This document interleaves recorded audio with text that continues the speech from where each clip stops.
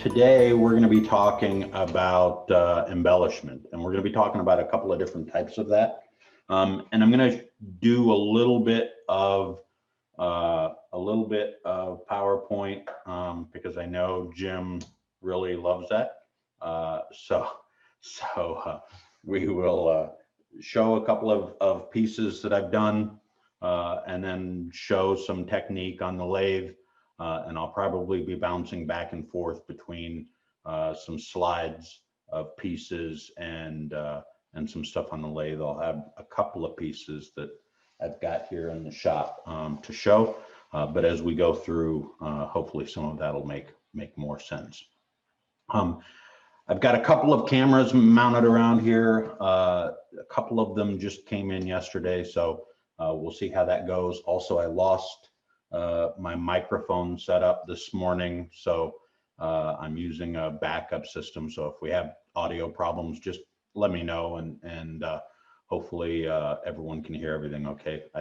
Audio right now is coming through Zoom. I do know because of the way I've got it coming through Zoom directly, that some of the turning may be delayed by a second or so.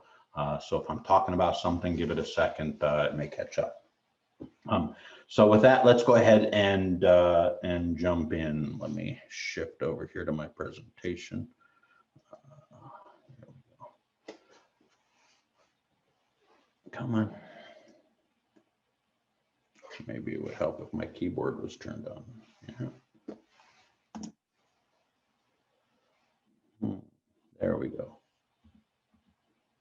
Okay, so when we talk about embellishing, what we're talking about is how do we add decorative details or features to the pieces that we're turning.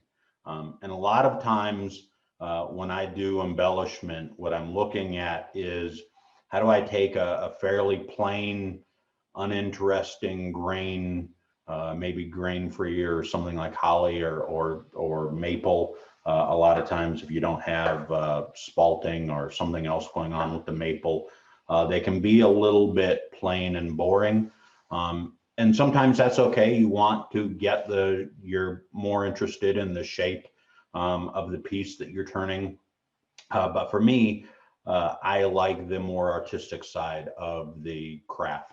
And so for me, I like to look at how can I do things that add more interest or add more creative flair into the pieces that I turn. And so that's what we're going to talk about today.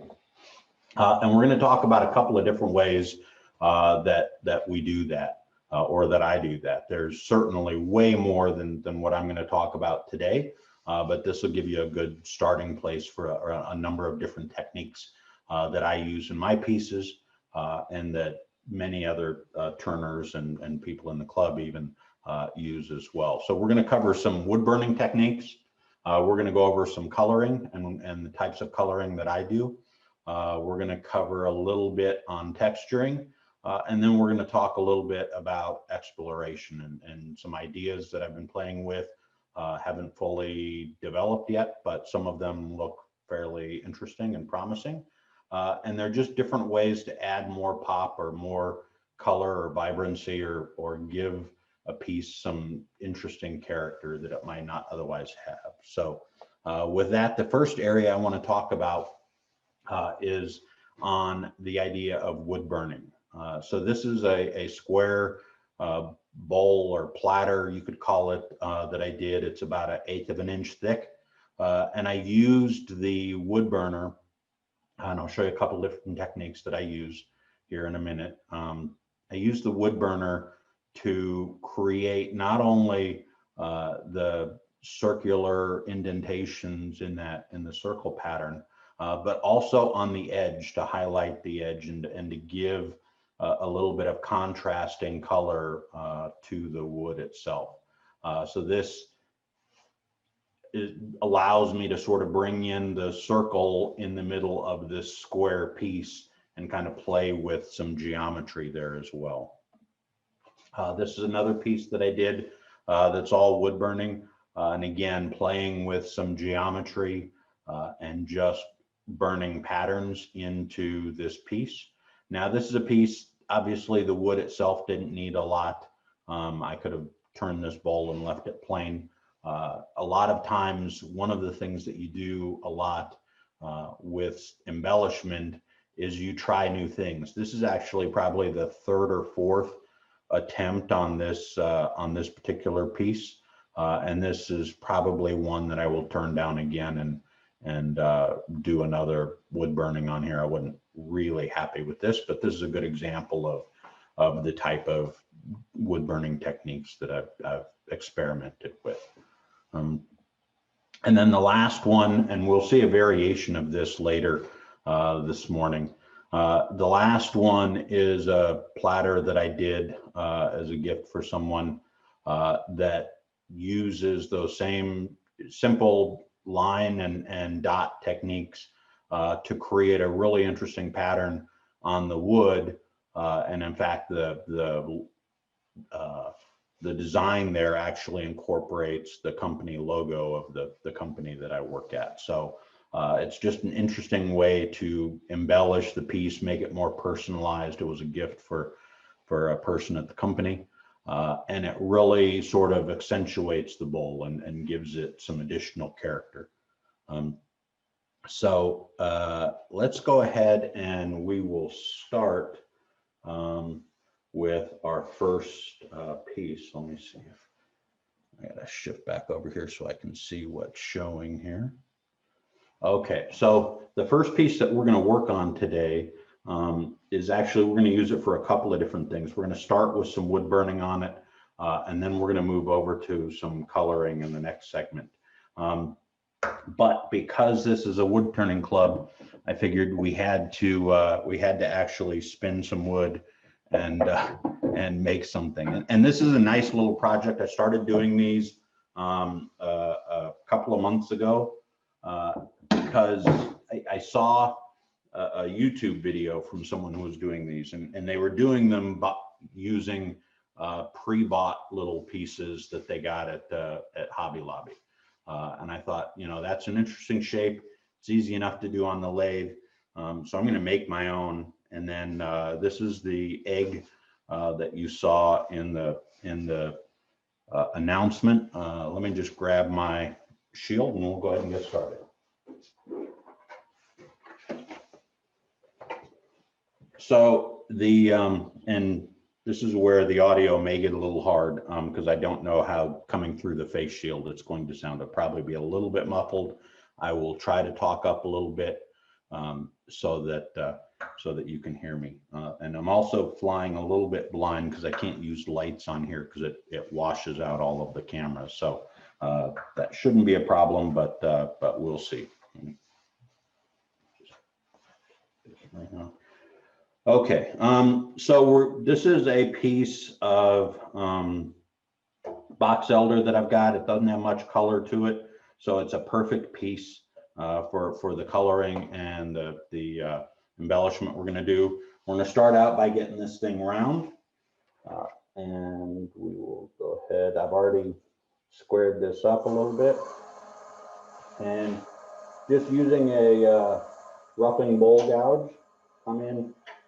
Always make sure I'm on the tool rack.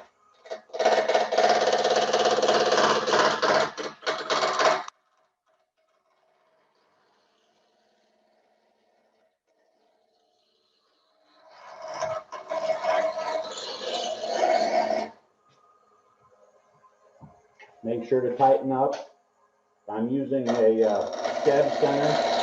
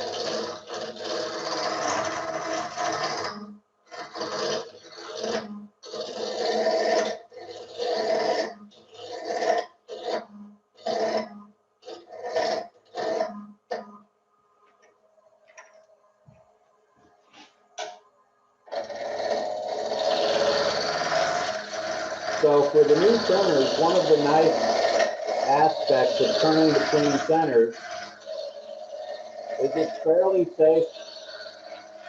Even if I get a catch, it just ends up like with the step center, it just ends up creating a little hole in the one end, and I can tighten it back down and keep going.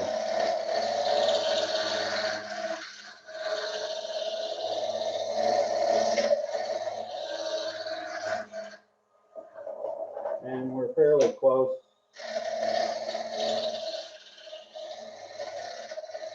That's good.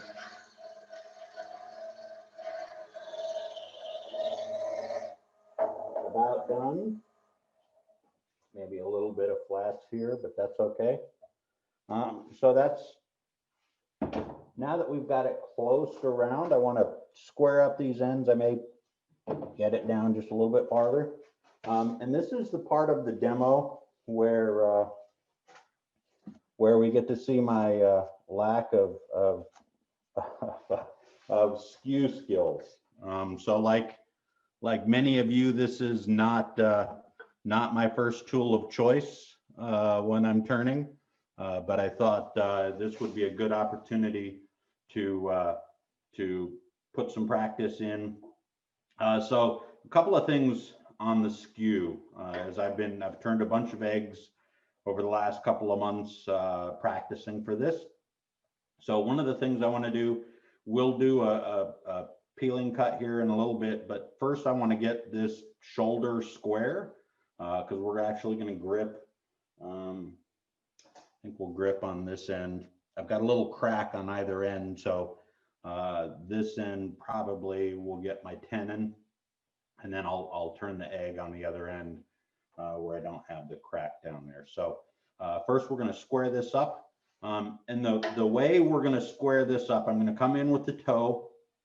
I'm going to take the edge of my skew here and bring it straight down into the wood. So because I'm coming in with the toe and not the heel, it's a little bit easier for me to see as I come in and make this cut.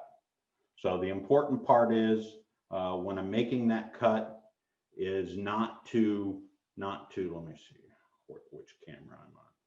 The important part is for me not to get this skew turned over on its side. If that happens, I will catch the corner of this piece and I will get a catch. So I've got to keep it either at 12 o'clock or like 12:01 or just slightly open on the edge of this piece, okay?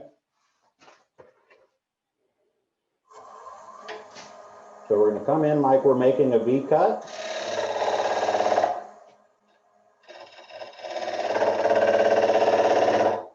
Maybe a little bit heavier.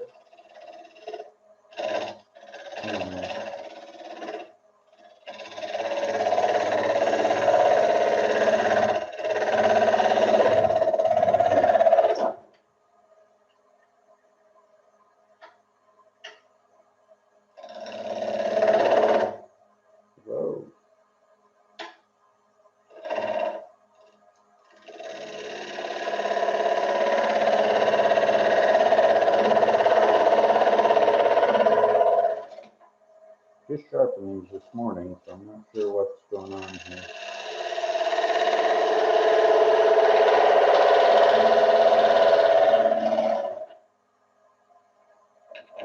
So what I'm looking for is if I do this correctly, I should be fairly close to flat across here. I'm still a little bit cupped around, which for this demo is fine, but normally I would keep going to get that flat. We'll give it one more little shake here.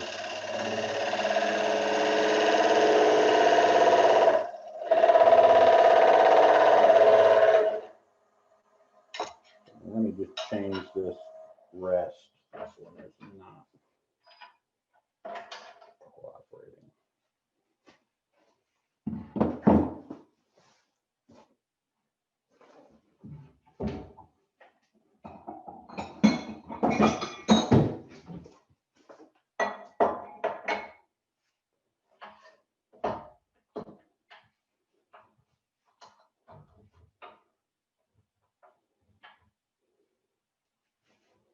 Part of the problem is I just resharpened these this morning and I may have changed the angle on it a little too much.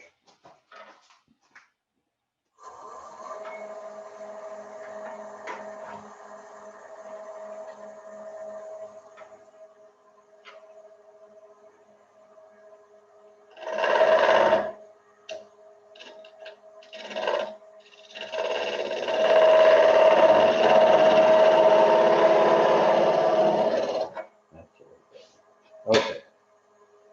So the next cut we're going to do is a peeling cut.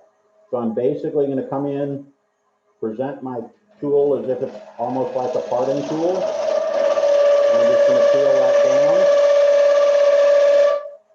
so we get roughly the size that I want for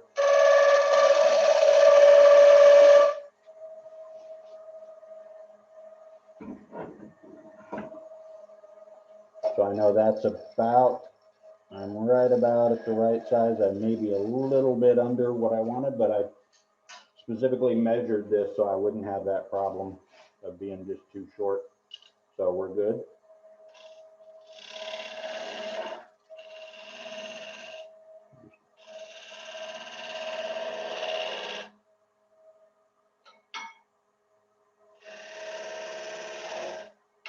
So I am running a dovetail jaw, so I'm just going to give a little bit of an undercut there at the bottom, and that should be fine. Jim, may I ask what lathe you have? What's that? May I ask what lathe you have? So I have a Galaxy Nova DVR. So it's a variable speed direct drive motor that also adjusts based on what's going on in the lathe. So it tries to maintain a steady RPM. So it's a nice lathe. It could be a little bit heavier, a little bit beefier, but I like the setup so far. Okay, so I've got my tenon on here. I've got it mostly round. We'll get it the rest of the way round once I get it on a chuck. And I could do the rest of this. We could do this between centers. I am much more comfortable turning on a chuck, so I'm going to do that.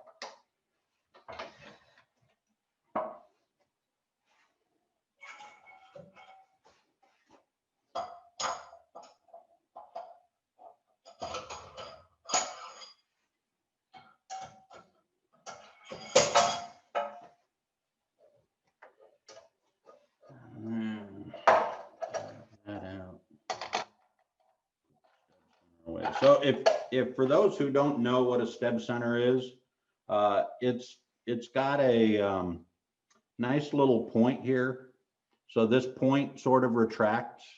I thought I was on the camera. Where am I at? So this point in the steb center retracts, and these little serrated teeth will come in, and those are what grip or grab the piece. And because this is a small steb center, it will sort of bury itself in the end if I keep getting catches. So it's enough to give me some grip, but not so much that that I'm going to get a bad catch or anything. So it'll give way because I'm not grabbing too much wood there. So this has actually worked out really well for me. I know some people use the bigger ones. If I was turning something more substantial, maybe I might go to that. So again, these are just the Supernova 2 chuck. Looking for my chuck key. Where did we go? There we go. You know, you always clean the shop before the demo and then you can't find anything. So there we are. Okay, just get this chopped up. And then I'm looking, this was actually cut just a couple of weeks ago. So I had a little bit of checking on one end, which is the end that's the tenon now. So this end looks pretty good. And we should be fine there.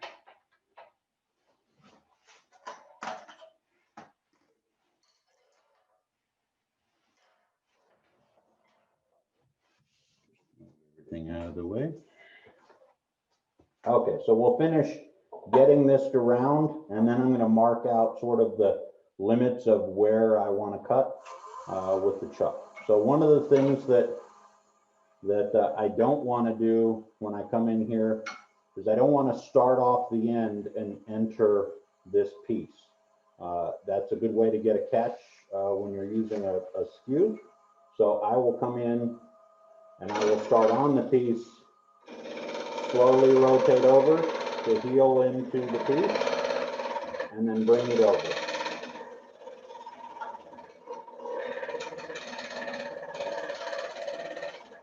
And these are bevel rubbing cuts. Now, again, you're going to see me get a catch today. I pretty much guarantee it.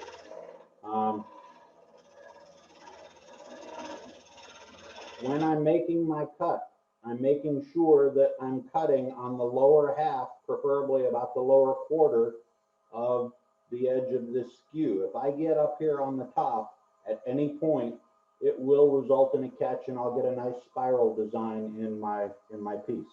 And I get a lot of spiral designs.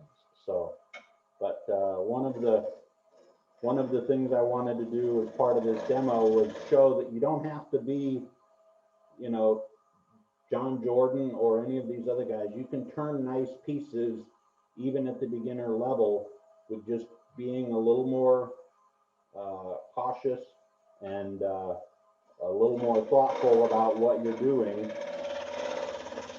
and understanding why catches happen and how to avoid them, right? And then just being a little more careful about what you're doing at each point, right? So again, I personally don't like getting near the chuck when I'm turning. I see these guys turning really close to the jaws, and it's like, that's not for me. So I'm still not quite round here, so we need to go back. Again, get this, I'm fairly high on the above center, definitely above center. It's a little bit easier when you're first learning with the skew to turn that way. Another good way to get a catch with the skew is if you do a back cut. So if I start the cut and I'm going left to right, and I start bringing this back the other way, in the hands of a skilled turner, that's totally okay, totally acceptable. In the hands of a novice or someone who's just learning the skew, that's a really good way to get a catch. Ask me how I know after the demo.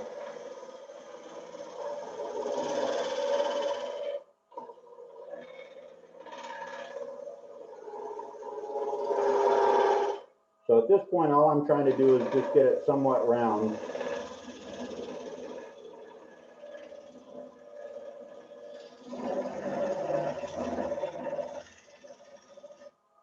And I think we should be there, okay? Okay, so now I'm gonna mark out, we got a little flat here, that'll come out when we turn the egg shape, but look here. So now I'm gonna turn, and I wanna make sure, so I've got a little bit of where the steb center cut into the end here, so I know I'm gonna have to come in about 1/8 of an inch off the end, so I'm not gonna be able to go all the way to the end. And I wanna leave plenty of room here at the bottom so that when I'm coming into the bottom of the egg, I've got room in here, and you'll see why later when I get to working on the wood burning, because I wanna burn a design into this, and I need a way to get in there with my tools that are accessible, right? So I'm going to leave myself a little bit of extra room down here, both so I can part off later, and also for accessibility. Okay, so let me go ahead and mark out where I want, where I think that the ends of the egg are going to be.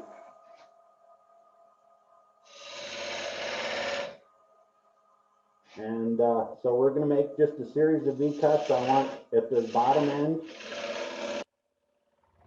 I'm going to have to go back and sharpen this. Really quite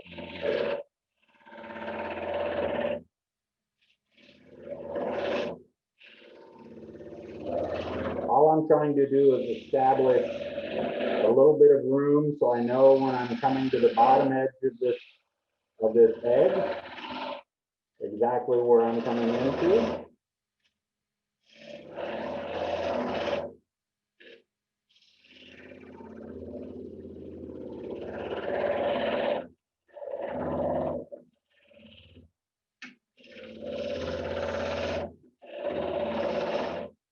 And the one thing about the V cut, you're always limited on how deep you can cut without making the V wider because of the angle on your skew.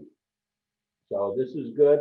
I'm basically establishing the way I make the eggs. I'm basically establishing the bottom of the egg and how big around I think it's going to be. If I want that to be smaller, then I've got to go in deeper here on this V cut. For this size egg, I might go a little bit deeper. I still got plenty of meat back here for holding this, so I'm not too worried about it. I'm gonna give this a little more speed here.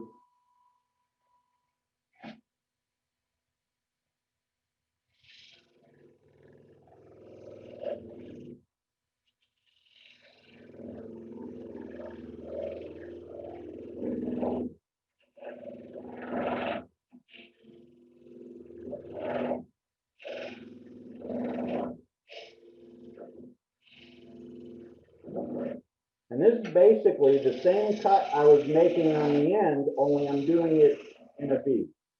So I'm rotating back and forth between about 1205 and 1155 as I'm cutting on each side of this V, and that allows me to come in safely and get this V as deep as I need it. So now I need to start cleaning off this front shoulder here. And this is one of the places that it's very easy to get a catch, because as I'm coming around this shoulder with the heel of the tool, the toe of my skew is actually hiding the cut from me. So it can be a little bit difficult to see what I'm cutting as I'm coming around this corner. So I have to be careful. I can come in, it is doable. Let me move this other camera. It is doable to come in and do this with the toe, or with the toe. And sometimes that makes it a little bit easier, especially on this end that's away from me that I'm not already seeing. On this end, I don't seem to have too much of a problem because I can already see into the cut and I can kind of see better as to where the cutting edge is. So let's go ahead and finish up on this corner.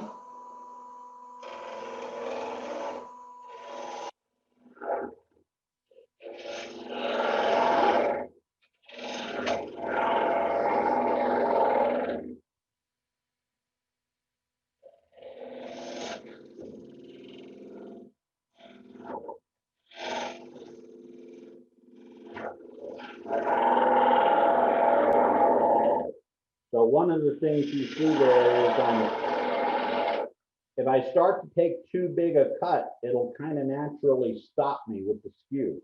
And the thing you have to be careful of is not to try to force it too much, because that's how you get catches and bad things happen.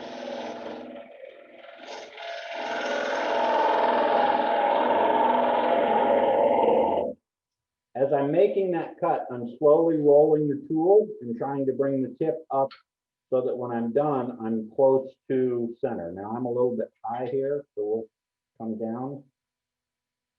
Making these end cuts are a little bit, require you to be just a little bit lower on the tool rest.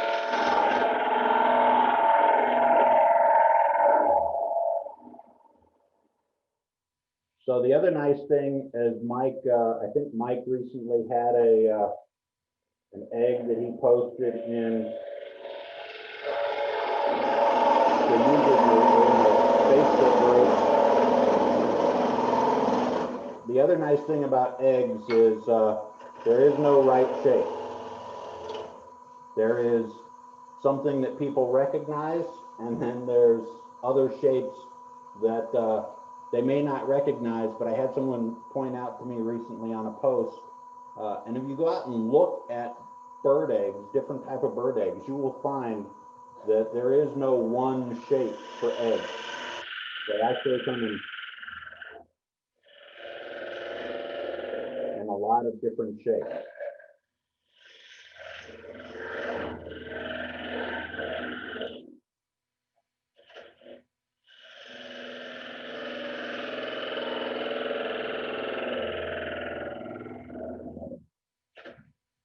There's a nice sketch for you.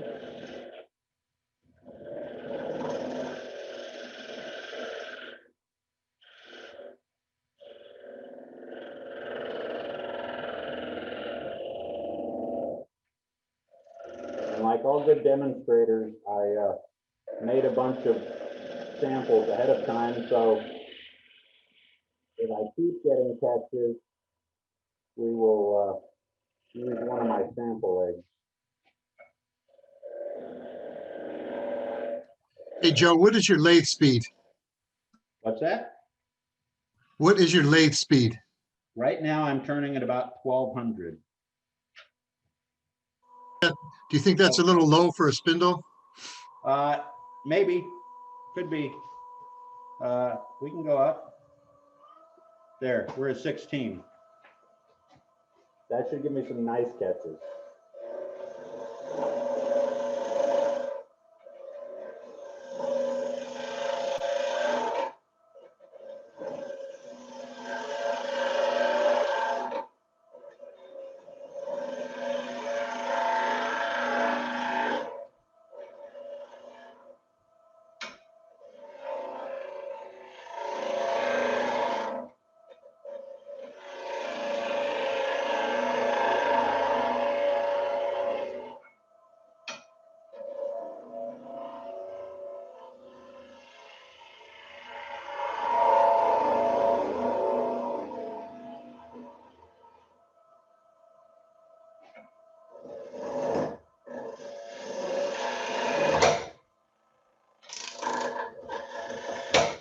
Yeah.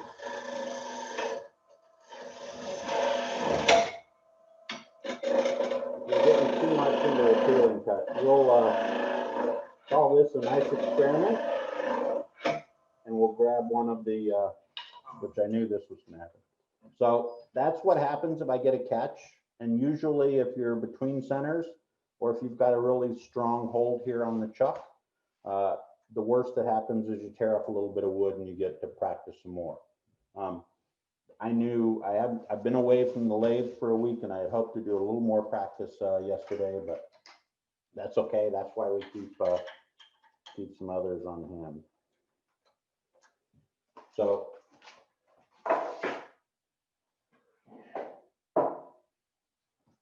any questions on the first part?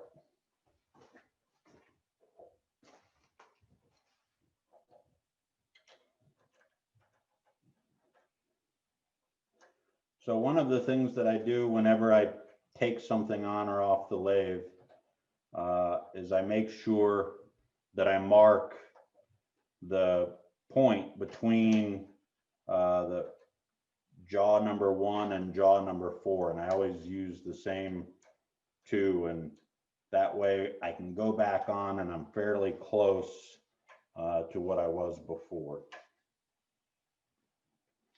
And for the rest of this demo, it doesn't really matter because we're not going to be turning. So once I've got my shape, I can go ahead. Now I'm pretty much done with the turning part for this piece.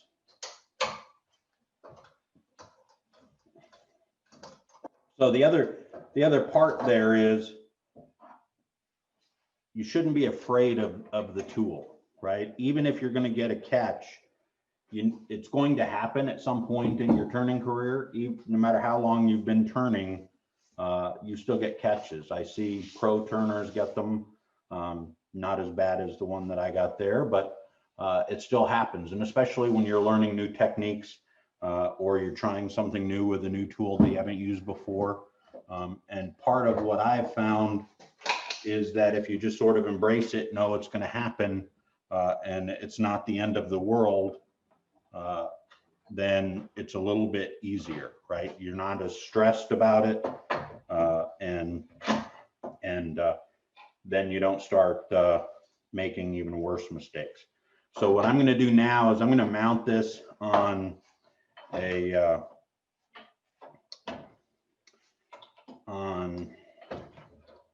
carving stand. So I don't remember whose this is that I got. I don't remember. It's like Trent Bosch or one of those guys. I think it's Trent Bosch. Hey, But Joe. yes.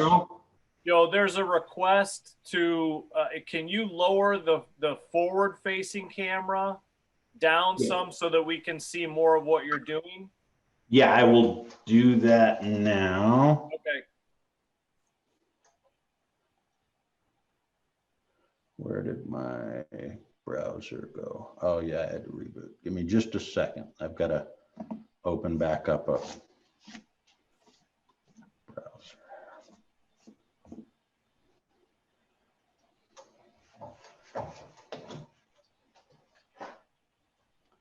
Dun, dun, dun. Let me just get logged in here so I can.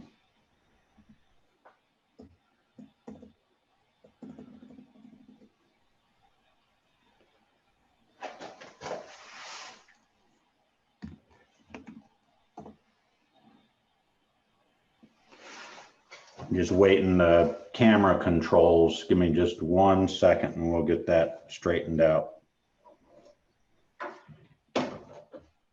And then while we're waiting for that, we will pull out the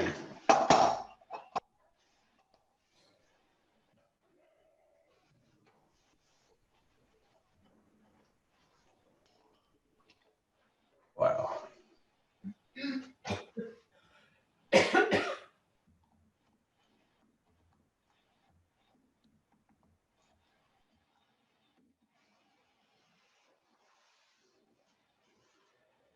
Okay, let me see if I can adjust this down a little bit.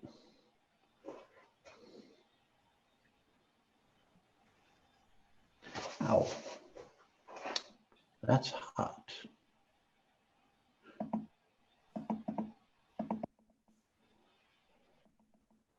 Let me see if I can shift over to the other camera as well. That may help. Is that better or The worse? camera he's asking about is the one that's showing the ceiling of your shop. You One that's shouldn't down be. in the corner in the pop-in. He'd like you to lower it so he can see what you're doing on the lathe at the same time. Oh, not the main camera, but the little picture-in-picture camera? Picture-in-picture camera, correct. Yeah. Yeah, there's no way to get everything in the picture-in-picture. I can get it on this other camera that's up above, but the picture-in-picture is directly in front of me. Okay. Yeah, his deal was he just couldn't see what you were doing on the lathe from the distance with the picture-in-picture. Yeah. That's okay. Thank you, Joe. Yep. So I will try to turn this a little bit so it's a little easier to see. And that looks like you should be able to see what I'm doing.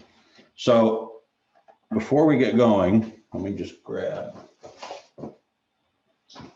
What I'm actually wanting to turn here is I'm going to turn, or I'm going to actually start burning in now some of this. Let me get one that's easier to see.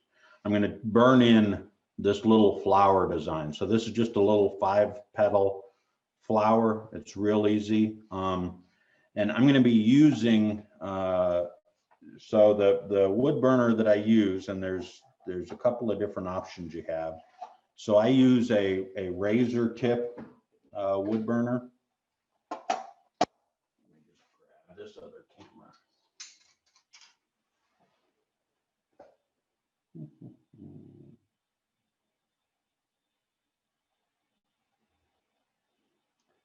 So we're going to go here. Okay, so the the tools that I use a razor tip, which has these really nice, so this is an example, if I can get the focus to work, of one of the tips. So this is a little tiny skew that's for the tip, and that I use that one a lot for doing fine lines. So the work we're going to be doing on this piece, you know, is definitely a lot of line work here. So we're going to start with that, and then I will eventually move over to some of the other tips. Now there are literally dozens and dozens of tips that you can use for this.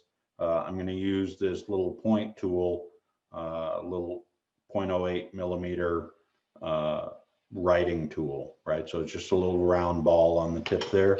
And then I've got a shader tip for some of the other work that I do. Okay. So let's go ahead and shift that back.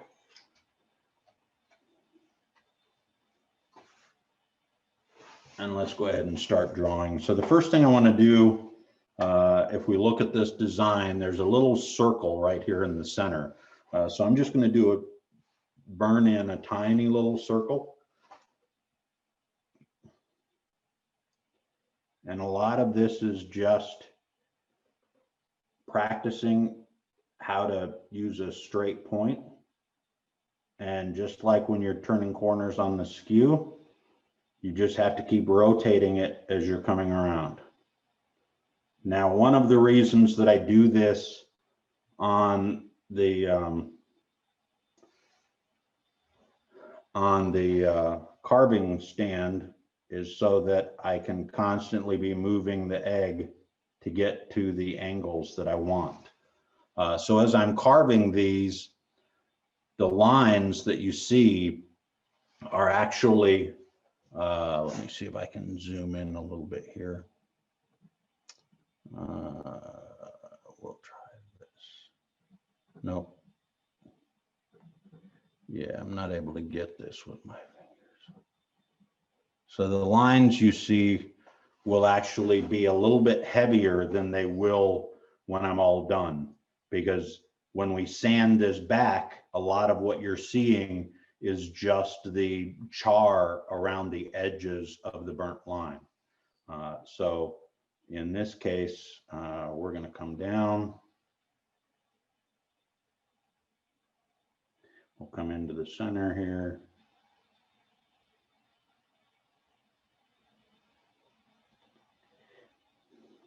And I might go back over those. You definitely want to make sure that you're getting a nice solid line all the way down. And it depends on the specific wood that you're using as to how hot your tip needs to be and how fast you can move through it and still get a fairly dark line. Okay. So one of the things, like when I'm turning these or when I'm burning these, is I want to make sure that I'm getting all 5 leaves in there. So 1, 2, 3, 4, and 5. Okay, so a couple of those will be a little bit odd. So again, the more of these you do, like everything else, the shapes start becoming a little bit easier to hit. So the first couple of petals you put on here may be a little odd shaped. After you've done 2 or 3 of these eggs, they become a little easier.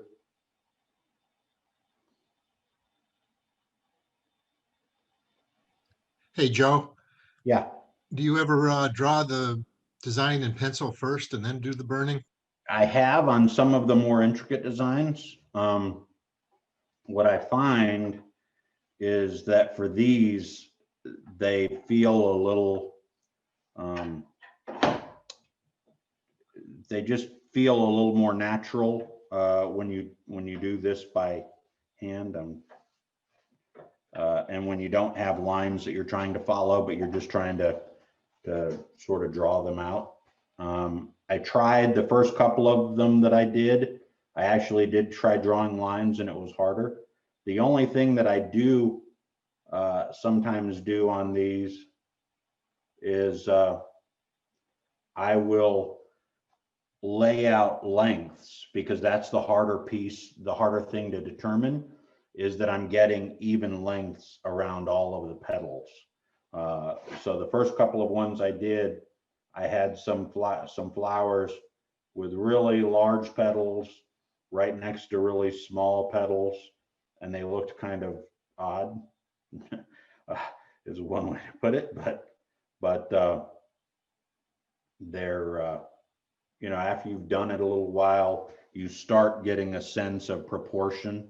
It's like a lot of things in art, that it's hard getting this turned so that normally I would turn on a side that wasn't away from me, but oh, and you can't see that over there anyway. So let me rotate that back around. Let's see. Trying to keep this in focus as I'm moving it around, or keep it in frame. Might be easier if I just get rid of the picture in picture, because I think that's kind of messing things up at the moment. Let's see, where do I need to be? Let me hide picture in picture for a second, see if we can. There. And I think that's still viewable to everybody. We'll try this. It's a little odd angle. Normally I would move this around where I had a better angle on this, but I think we're okay. I will sort of eyeball the tips of where I want those petals to be.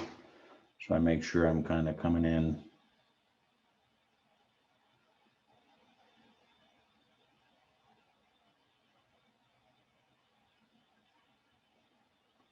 And again, these are just the one type of flower. You can, you know, 5 petals seems to work really well, but you can certainly do more. The one bowl that I did it certainly had a lot more than 5 petals on it. The one that's on the title slide. And we'll put that last one in. And now the other thing that I mentioned earlier, so like this is box elder, and I'm at like a heat setting of 8, and that seems to be okay. It's not overly hot for this. I still have to go a little bit slow. I could go faster if I turn the heat up, but then I have extra scorching that I have to deal with. So that's close enough. And then I would probably put in a little bit of extra detail. One thing that I don't do is I try not to do straight lines for some of this, because you don't often see a lot of straight lines in nature, right? So even just a tiny little curve is enough that your eye will see that.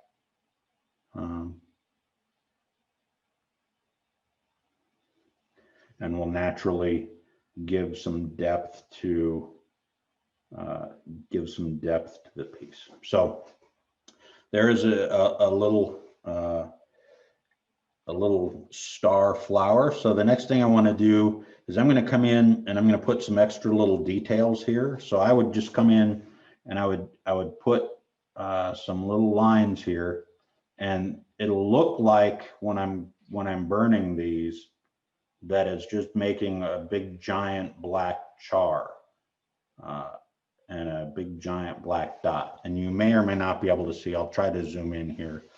Let me see if I can zoom in on this piece. The problem is if I zoom in too much, then I can't move the stand around. No, I'm just, come on. There we go. Unfortunately, this camera that I've got up here doesn't have zoom on it. So maybe I need to I might be able to move to this other camera. Yeah, let me try this other camera that's got the zoom. Not all of my cameras have zoom on them. So that may work. That may, yeah. Go back over here. Yeah.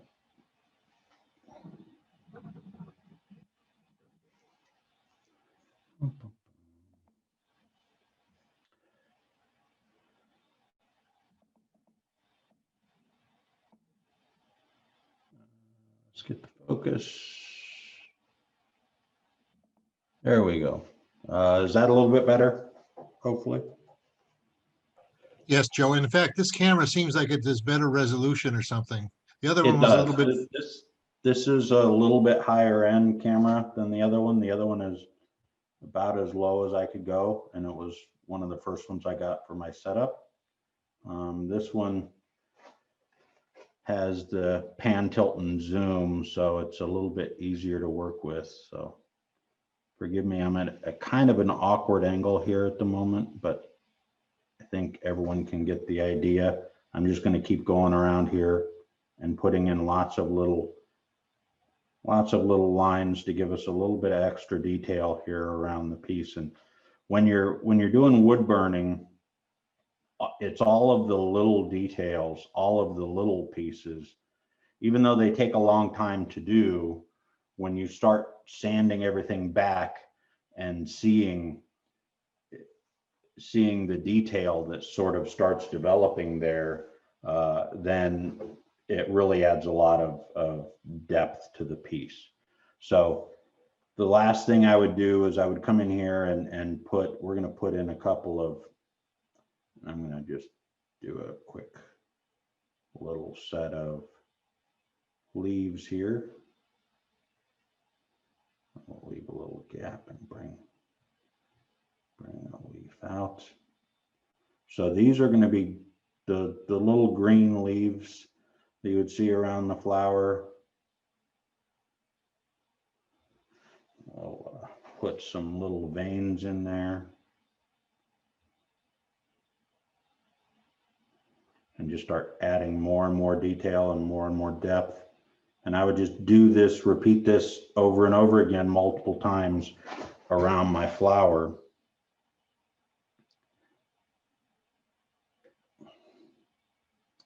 And again, this is just one design. We'll look at another technique a little bit later that shows us, you know, another way to get these designs on your piece that kind of speaks to what you were talking about earlier, and shows how we can take designs off the computer and apply them. So I'm just going to throw this leaf on. We'll call that good for now. Maybe I throw a couple of little pieces here. And do a little bit of cross hatching there.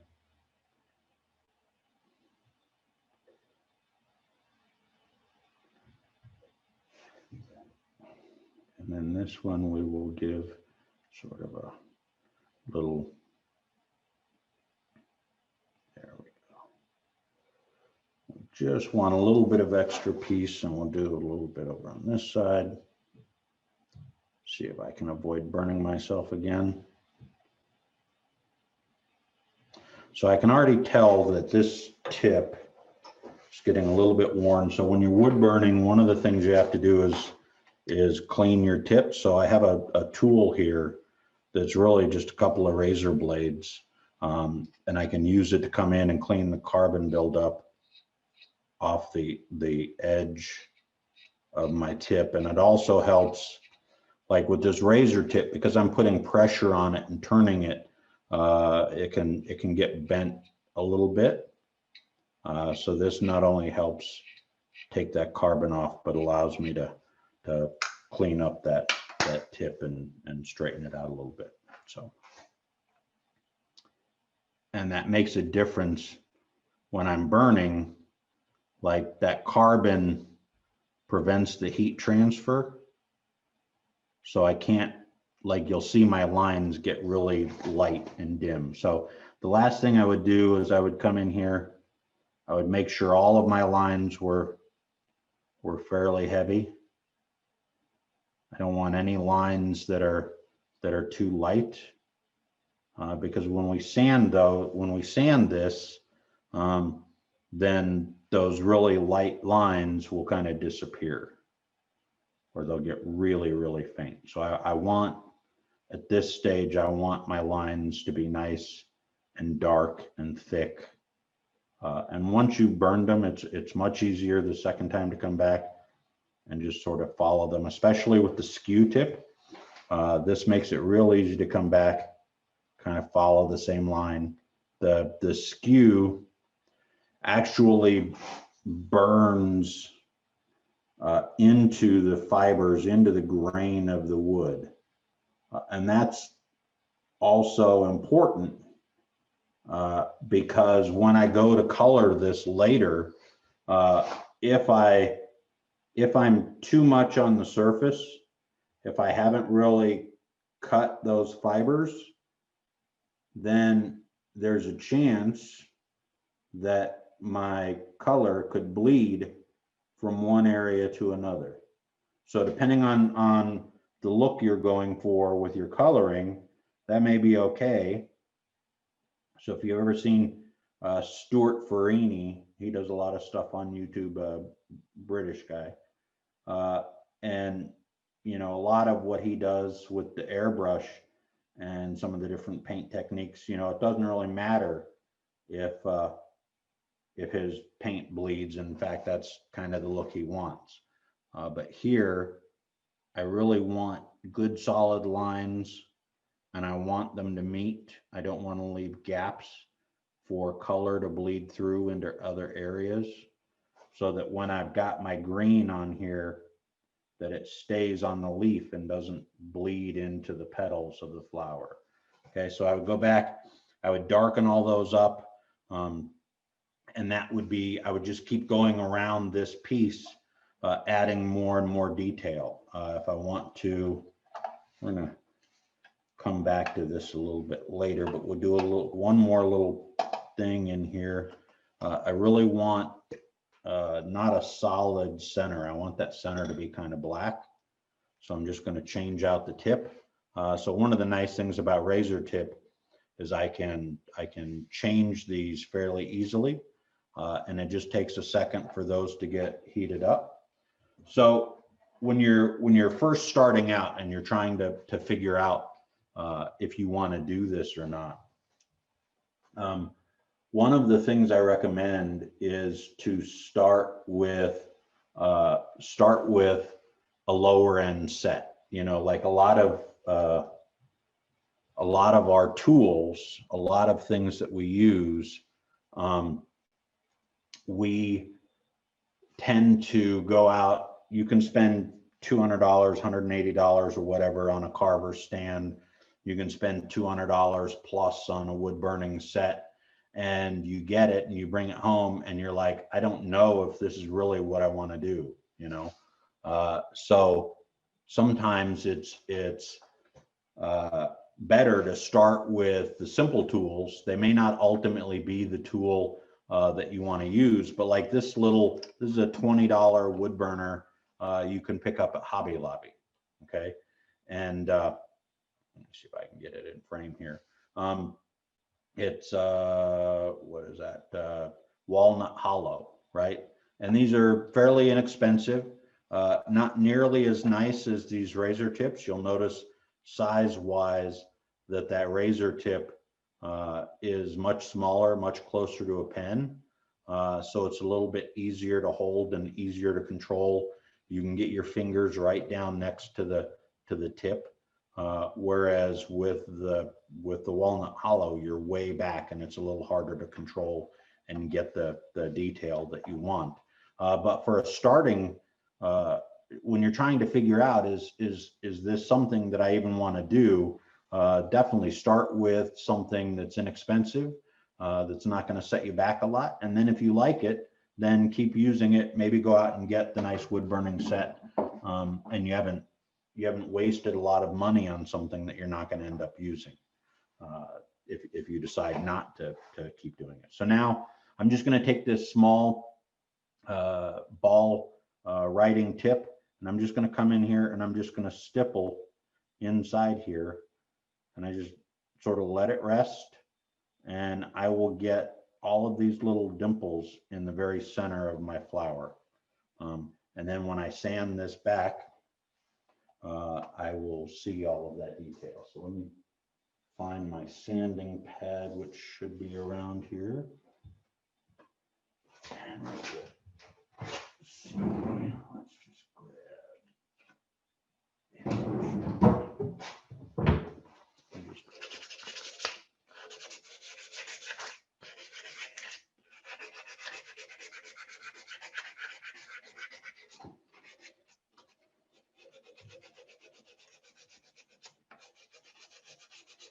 And the other reason you have to sand at the end of this whenever you're doing wood burning, and part of that is not only to get the charred carbon off of the outside of your turning, but it also when you're doing that burning, it kind of raises the edge of the wood a little bit. So you need to get that back down to where that's smooth, so that when we get to the finishing step, that it's all ready to take a finish, and you've got nothing else to do there. So normally I would come in here and blow that out, and we won't kick off the compressor over there. But if you blow that out, you'll start to see all of the details, and all of these lines will start blackening back up. But for our purposes here, that's fine. Let me see, I've got a little bit of alcohol over here. Let me grab my bottle of alcohol. Where did you go? 1 second.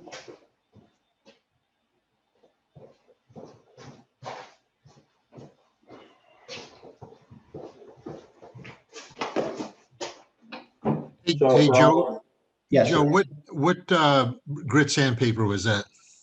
So I started there with 150. I would typically probably go and hit that with 240 or 220. I don't really need to start with 150, but when I'm doing it by hand, I go a little bit lower. But if I would normally, I've got a die grinder up here with a sanding tip on it that I use for everything, and then I just feather that. So we're just going to use a little bit of alcohol and wipe this down so you can better see what that looks like. And so now, even though it looked like a giant black blob when I first put it on there, you can actually start seeing the detail of all of those. Let me see if I can zoom in here, if that will help. You can start seeing all of the detail around the center of that. I think I may be zoomed in as far as that can go. Yeah. So, okay. Any questions on the wood burning so far? So now we've got a piece. We've done a little bit of wood burning on it. And again, I would go through and I would fill this like here. I would just keep overlapping the petals, adding in my details around the edges, and start thinking about my colors. So even as I'm laying stuff down, I might be thinking about, okay, this is going to be green. These might be red or yellow, depending on what kind of wood I'm working with, might drive some of my color choices. So that I make sure that I'm not like having large masses of color that aren't going to show me good contrast, right? At the end of the day, whenever I'm coloring something, I want to make sure that I've got contrast between my different colors and between the wood in the background. So for this, I think we're ready to go to the next step. So with that, let's jump back over really quick to our presentation. And we will continue with where we left off. Did it? There we are. Okay. So we finished our wood burning. So the next piece that we want to do, turn that off for now. We'll come back to that. The next step that we want to do is we want to start looking at coloring.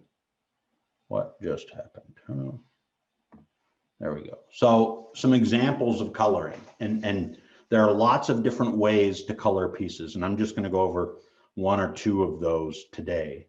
But this is an example of a piece where I use some milk paint to get the rich black on the outside of the piece, and I just went with multiple layers of milk paint. This is actually ash, so it's got a very open pore to it. And then I would use some lining wax. And I've got a couple different types of wax that I picked up. Am I showing my picture in picture? Yeah, I should be. So I've got a couple of different types of liming wax that I just picked up off of Amazon. So I've got one that's like a black wax that you see in the center of the piece. And then one that's a white wax that I used around the outside. So this is just there so that I've got some contrast between the wood and the waxes that I'm using. One thing to keep in mind as you're thinking about coloring, before you start laying your color on, you need to think about what type of finish am I going to use? Because so if I put liming wax on or colored wax, then it's a wax product. So I'm limited now on what types of finishes I can put over the top of that without either stripping the wax back out or without causing that finish to fail at some point later. So this is a case where you have to think about that ahead of time before you start on the technique. So each different types of coloring has its own ups and or positives and negatives in terms of the types of finishes that they'll work with. So this is another piece that I did. Now, coloring and embellishment is not always something where you have to have a lot of it. Sometimes the embellishment can be a very subtle thing or a very small thing, but it gives a distinctive look to the piece. So this is a case where I use some gold paint just to highlight the rim and to accent that rim. And if you look around one part of that rim, I guess in the upper left on the inset picture, you can see where I've kind of sanded back through that gold to give it kind of an older look, like a worn look, right? So it's not full on high def, gold there. It's a more muted effect on the piece. So this is a case of just a little bit of color to give you some variation here from the piece of wood. I'm not trying to overshadow the wood. I'm trying to accent the wood in this particular case. So this is a piece that I did, and this actually highlights one of the things that you have to think about as well. And this is one area where I'm still playing around and experimenting with pieces because if you look at the piece on the upper right, that's while it was still on the lathe, I was still working on the color. You can see the wood is really white and vibrant. You can see a little bit of the green in the center where I still haven't finished sanding it out and putting the final finish on the piece. Then I came over the top of it with some oil-based poly, and that gave it a yellow cast, which for me, not exactly what I wanted, but it is one of the learning curves that you go through when you start playing with color and different media. But it's just something to keep in mind, right? Like if you wanted to maintain that crisp white wood background against that bright, vibrant green border area, then you have to think about what type of finish you're going to use and how do you do that. There are a lot of finishes. There are some finishes that will do that for you that will stay clear. A lot of the ones that I tend to have used all give a yellowish cast to the piece. So just something to keep in mind as you're experimenting with this stuff. And again, this here you can see this was all done freehand. There was none of this was done with pencil lines or anything. It was just I just sort of eyeballed each individual blade of grass as I was drawing it in. It probably took about 10 to 15 hours just to do all the wood burning. And this is, I think, the third iteration of this. I tried 2 different variations before I landed on this design. So all told, I probably had 30 or 40 hours of wood burning just on this piece. Each of those lines takes a long time to get burnt in and to make it look right. So, and then the last piece that I want to show here is one where I use a lot of gesso paint, black gesso especially, for my rims. So this was a technique that it wasn't Mark St. Ledger, it might have been Mark St. Ledger, showed at the club, I want to say back in 2008 timeframe. You know, some of the techniques that he uses with both black gesso and with milk paint. And since then, I've experimented a lot with the black gesso and trying to create textures within the paint. Because it is an acrylic type paint, it's meant to be a base that you would paint on top of, but I like it just because I can build it up and create some interesting texturing on the edge of the piece, along with giving it some coloring. So you can see here some of the texture that's built in, and that's all from the paint itself, just the way that you put it on, the rags or the tools that you use to kind of spread it out, whether it's paintbrush or a sponge brush. They all give you a little bit different texture there. And sometimes I will sand them back down to get a nice smooth finish on there. But others, like on this piece, I wanted sort of that record vinyl groove sort of feel to the edge of this piece. So that was done with black gesso.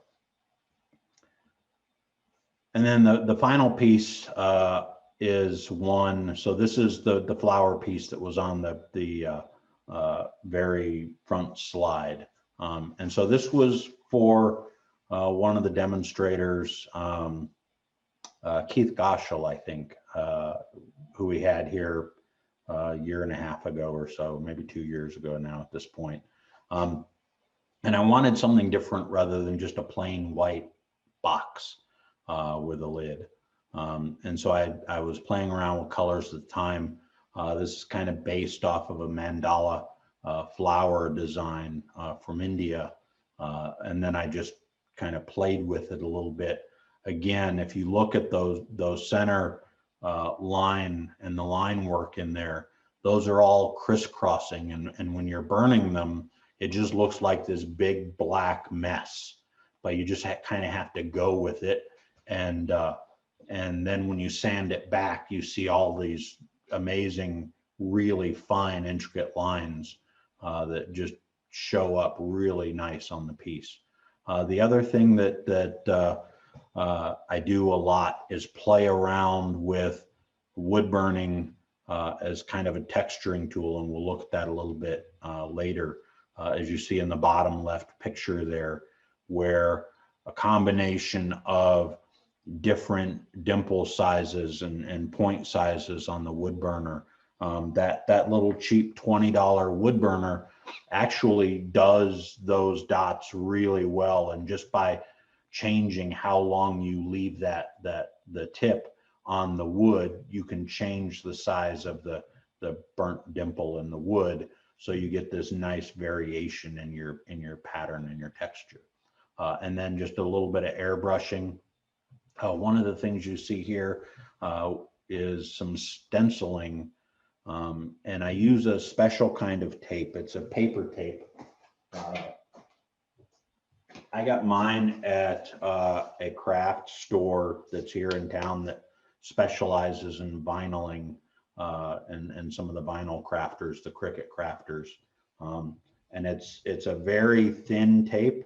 So when I'm doing the coloring, and I will actually come in and lay this on the piece because this tape is somewhat see-through, and it's a paper tape. So I can see and I can kind of make my own stencils with it. It's very thin. So I can see all of those black lines through the tape and on the piece.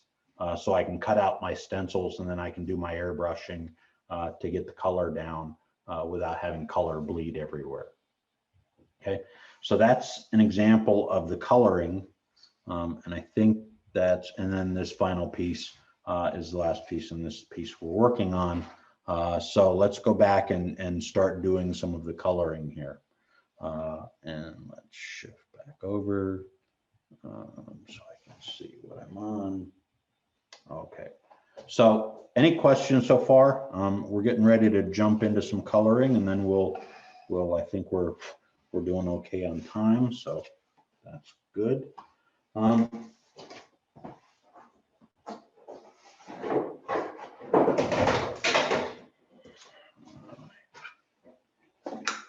So for coloring, I've been doing a lot. So I use a lot of the black gesso. I like that. It gives me a certain effect. I use a lot of black milk paint as well, depending on what effect I'm trying to get with my blacks. I'm starting to experiment with some India ink. But the thing that I started 2-3 years ago was at the symposium out in Portland and picked up some of these ChromaCraft wood dyes. So if you look in the little inset, you can see these are the Nick Agar series. So if you've ever watched any of Nick Agar's work, you'll see this is the colors that he uses and that he sort of created, help craft this line of colors. So I just have a box of the various colors. And this is not the only types of colors that are out there. These are alcohol-based dyes. So they work really well, especially on like these very light woods. These are not paint.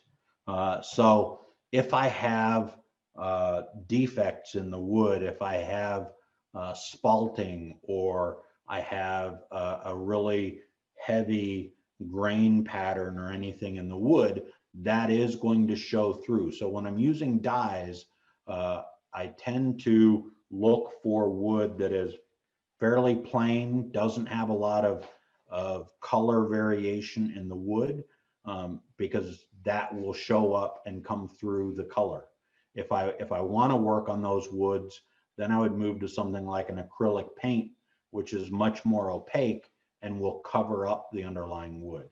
Most of the time, though, I'm not trying to cover what's there. I'm trying to accent or highlight or add to what's there. So I actually like seeing some of the wood grain come through. Not a lot, but still in most of my pieces, I don't hide that. And in fact, for this piece here, let me see if I can find.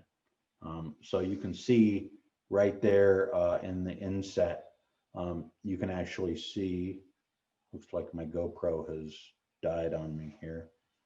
Let me shift over to this other camera.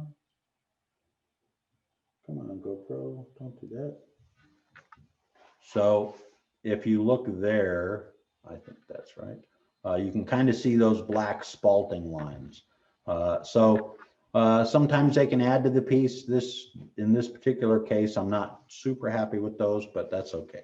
But that's an example of where the dyes won't actually hide the stuff, and you will see through. So if I were doing this piece and it was a bigger piece like that bowl, where did my tape go? I might break out a little airbrush and try to brush these on. Let's see if we can see what's going on with the tape here. So this is the paper tape that I was talking about earlier, and it doesn't work super well.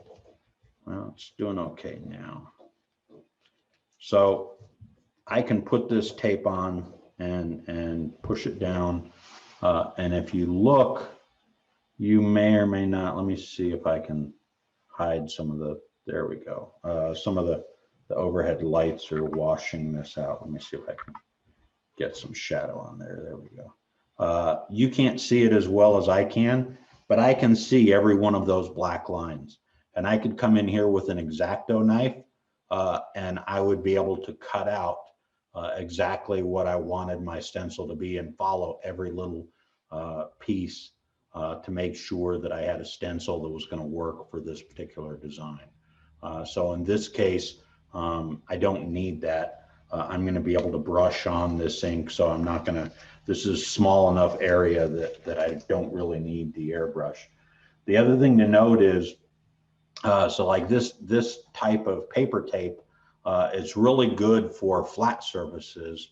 When you have curved surfaces like this, depending on how steep that curve is and how much it's curving, then this tape may not give you a good hold, or it may, if you look here at the inset, you can see all those little creases. Every one of those is a pathway for that color to seep underneath the tape and bleed out of the area. So that's the other thing to keep in mind when you're working on these curved shapes. So if I want to use the paper tape and use it as a stencil, then I do that on a more flat piece so that I can get good adherence all the way around the edges of my stencil, and I make sure and I push everything down to make sure that I'm going to get a good seal around the edges so that nothing is bleeding. So in this case, actually I need one more thing. I need a little cap here.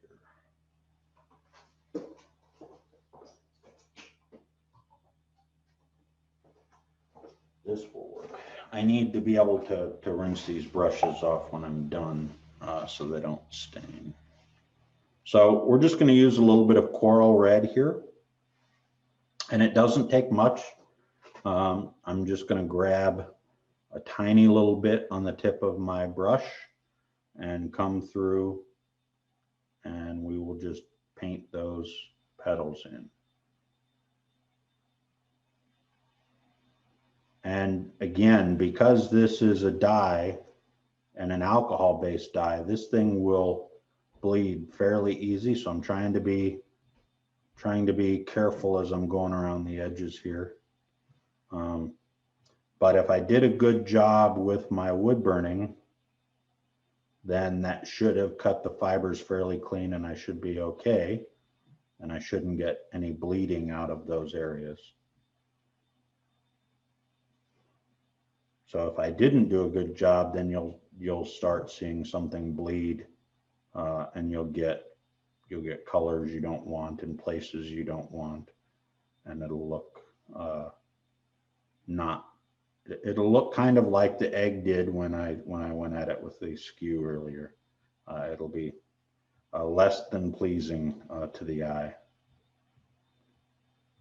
See, there's a lot of dye that just went down there, but that line, now you're starting to see bleeding. I got way too much on my brush there. And the bad thing about the dye is if I go outside the lines, There is no fixing that short of sanding this all back and starting again. So for demo pieces, it's fine. I'm not going to worry about it too much. So there's my orange. We'll come back with a little bit of green here. And I just need to clean my tip. So since this is an alcohol base, just a little bit of alcohol. I keep an alcohol bottle in my shop because a lot of the things that I do. So I work a lot with shellac and then with these dyes. So this is, and then I also use it for cleaning dust off of my pieces. So it comes in really handy. So I just keep a bottle of denatured alcohol around that helps with all of that. So let's grab our next color. We'll grab a little bit of green here. Mine says Jim Beam. Yeah. Not quite sure how well that works with the dyes, but it certainly makes it so you don't care about the staying inside the lines. So we'll just put a little green in there.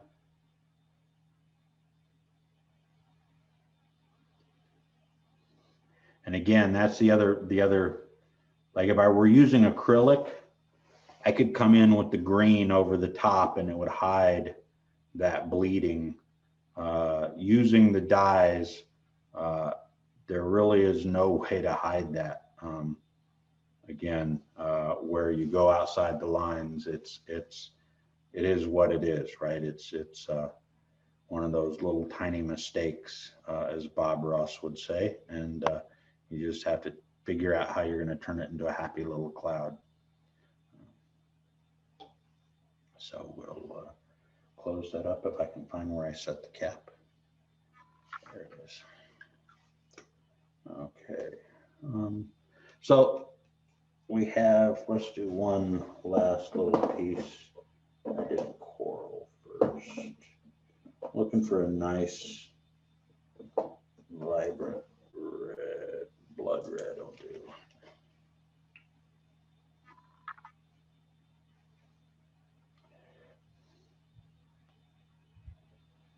Okay, well, got a little much. So anyway, you get the idea. So we'll just go through there. It's just paint by numbers at that point, and going through and putting the various layers of color.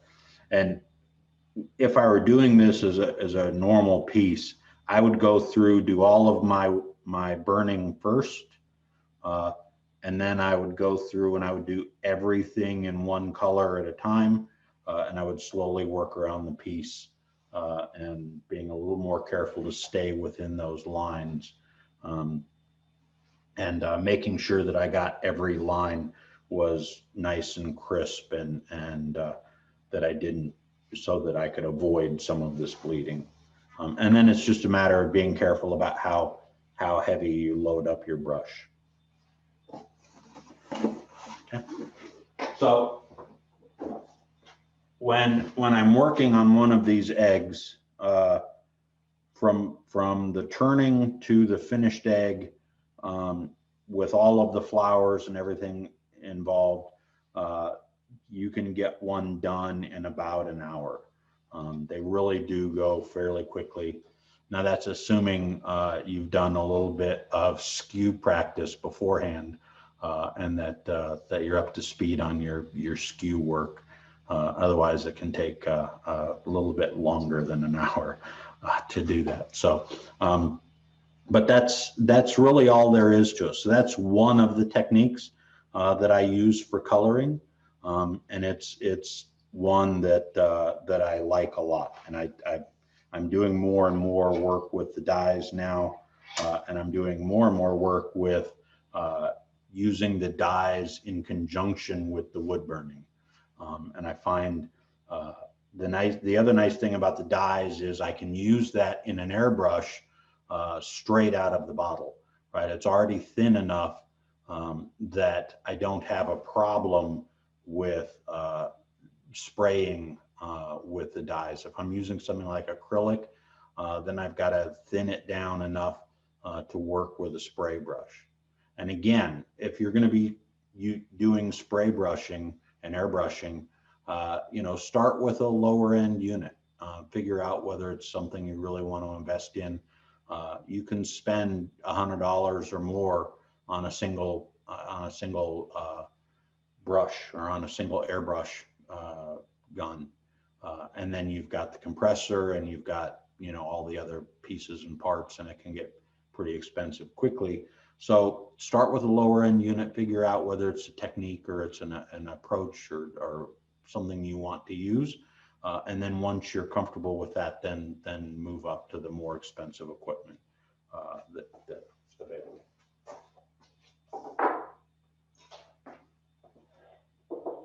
Okay, so now let's move on to the next bit of coloring that we're going to do. And this is a little bit different. So this is a piece that that I had already turned before. It's a fairly simple little bowl. And I turned the outside of this. Let's see which camera I want to get this on. So turn the outside of this, simple little OG, nothing fancy here.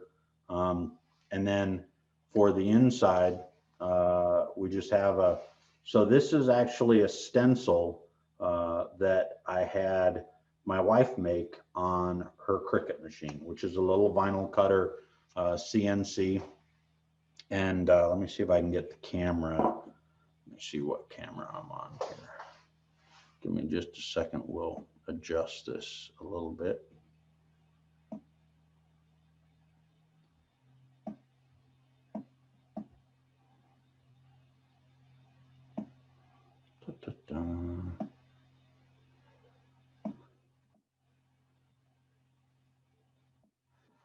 And let me go back and move that zoom. This is a little bit harder to do on a single machine. There we go, because we're going to work down here. Okay, that's good.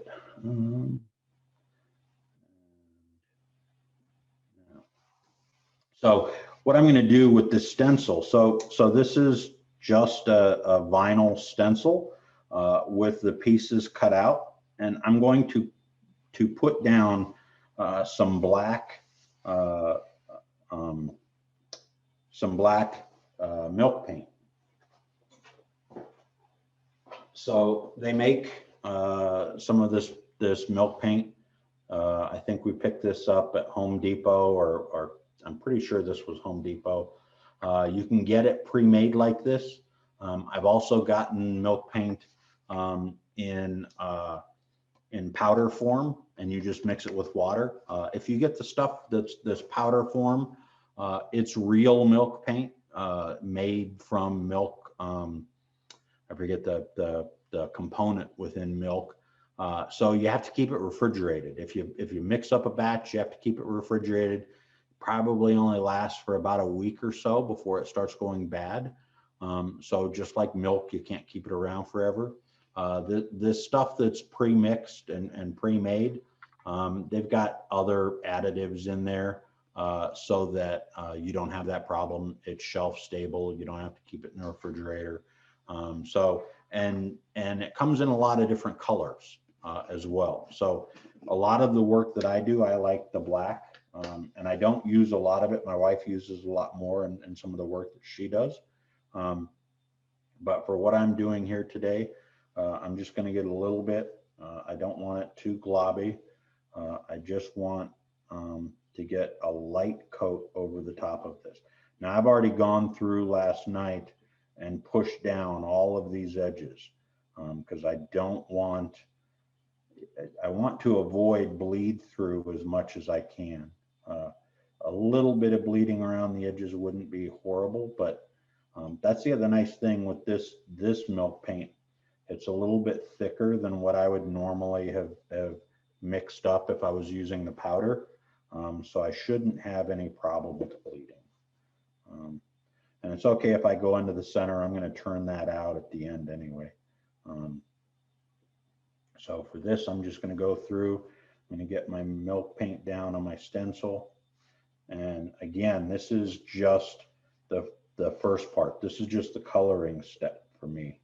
And the reason I do this with the black in this case is because I'm going to come back with a wood burner and do some texturing on here.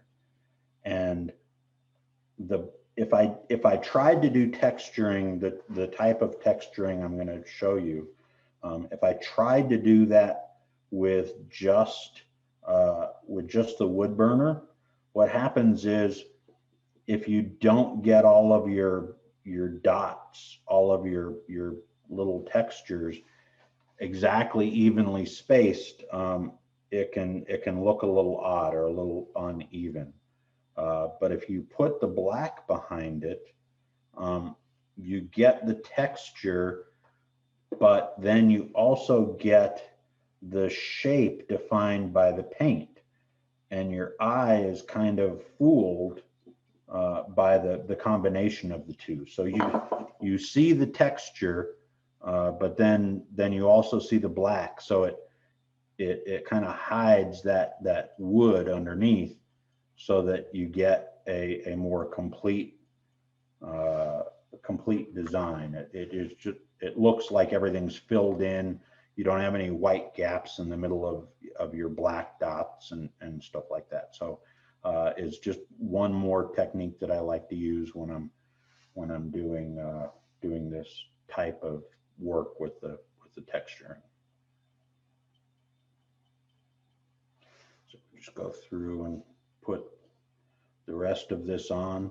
So the only hard part here, and the piece here that I would say, now I have a leg up because my wife uses a Cricut, but any type of stencil that you could do this with would work, right? So like you could pencil it out and use some of this paper tape, right? So this would work. I could put this on there over some pencil lines and cut out my stencil and do exactly the same thing that I'm doing now. But for some of these intricate designs, like what I'm showing here, having a Cricut, having the vinyl cut stencils actually makes this so much quicker.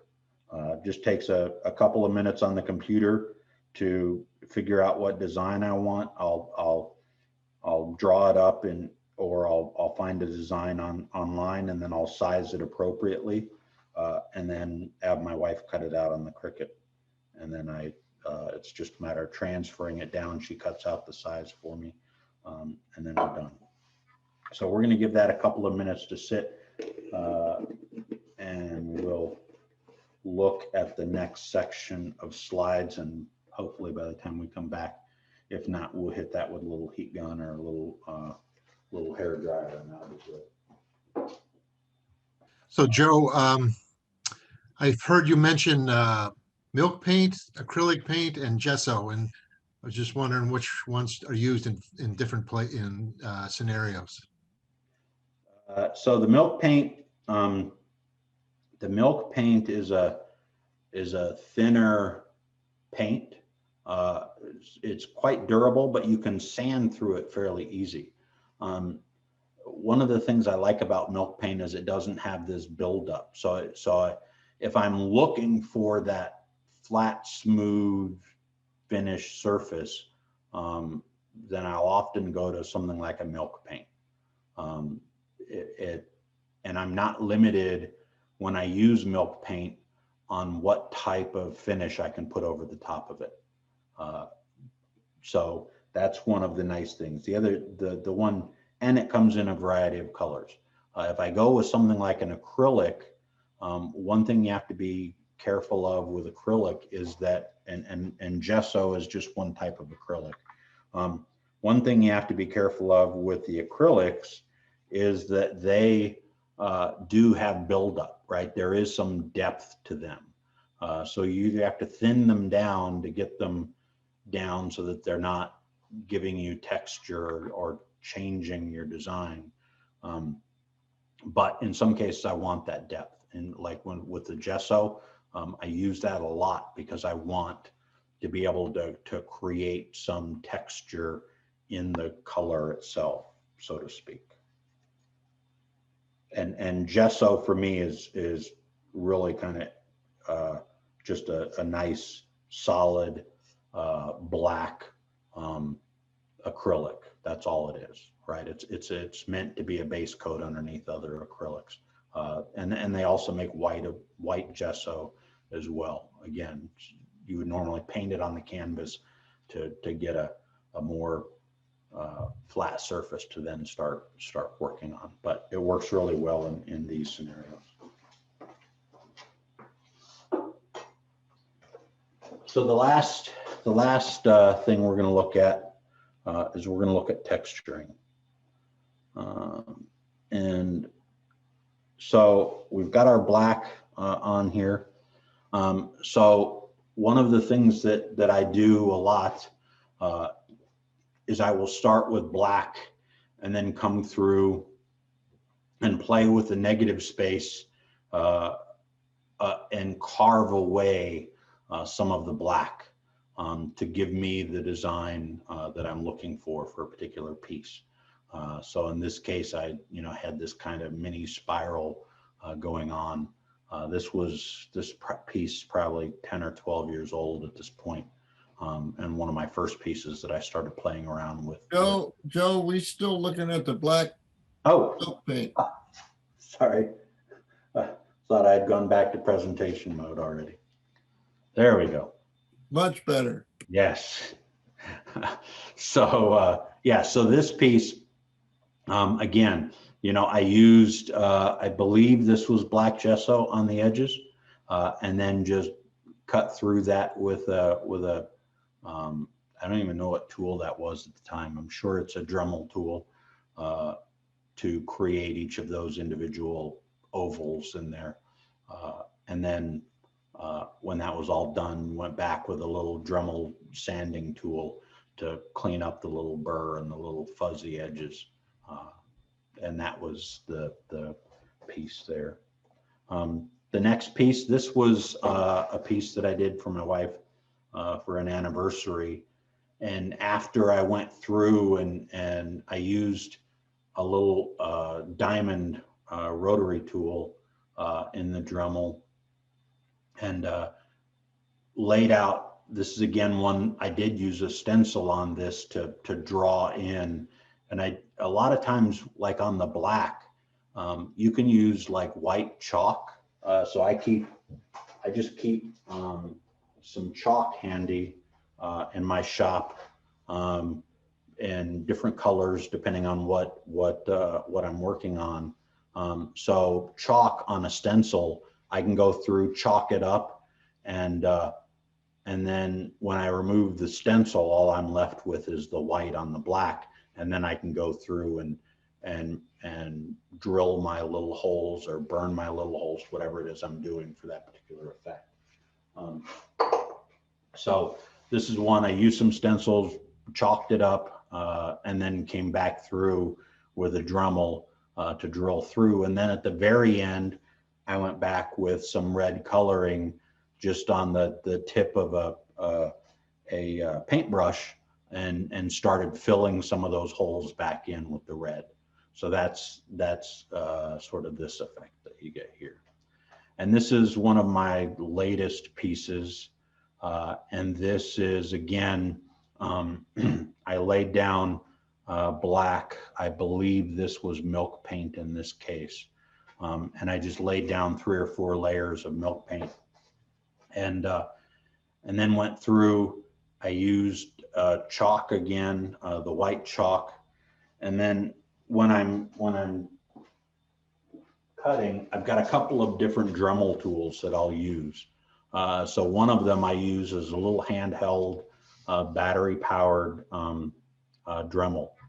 So it stays on the charger. So this tip, and you can probably see it here in the inset, is just a little burr that I use that makes a really nice kind of quarter moon crescent shape divot, or so I'll get just the corner edge of that tool into my wood, and just keep doing that over and over and over again, thousands of times.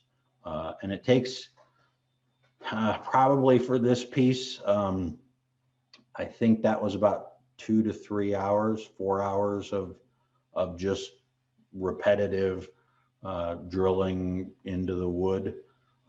It can be a little tedious sometimes, but and then the other piece is, like, even with this piece, this is the second or third variation of this. Often with my pieces, the first iteration, I think I have an idea in mind and I think it's going to work, and maybe it's not quite refined enough. So I always leave my rims a little bit thicker when I first turn this. So you can see my rim is probably thicker on this piece that I'm working on, that we just painted, than I would normally do. And that's because I anticipate that that this may go wrong and I may have to scrape it off and do another layer, right? And so instead of getting right down and getting super thin on the rims of my bowls, I leave them a little bit more proud than what I normally would. And usually after 1 or 2 times, then I'm really happy with the piece, and then I'm good. So this again is that same technique of putting on some black and then letting the wood come through. And again, this wasn't really a very spectacular piece of wood, but this just gives another way to sort of highlight that bowl in the center and give you kind of the look that I go for. Okay, so let's go ahead and we're gonna see if we can pull this off. I may be a little bit wet yet, so let me grab grab the blow dryer here, which is just here.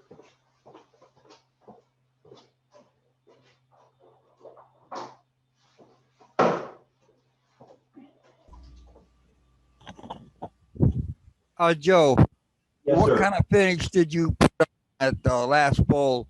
That last bowl. What kind of what? What Okay. kind of finish did you put on top of that bowl? On top of that black paint. Oh, so the finish on that is shellac. So that's probably 20 to 30 coats of shellac on there. And I use pre-mixed shellac that I've cut down to like a 2-pound cut, and then I will use a French polish pad and hand rub each layer onto the piece. I've got some other pictures. I can't show them at the moment, but I've got some other pictures. You get a glass-like finish, and it's just a matter of how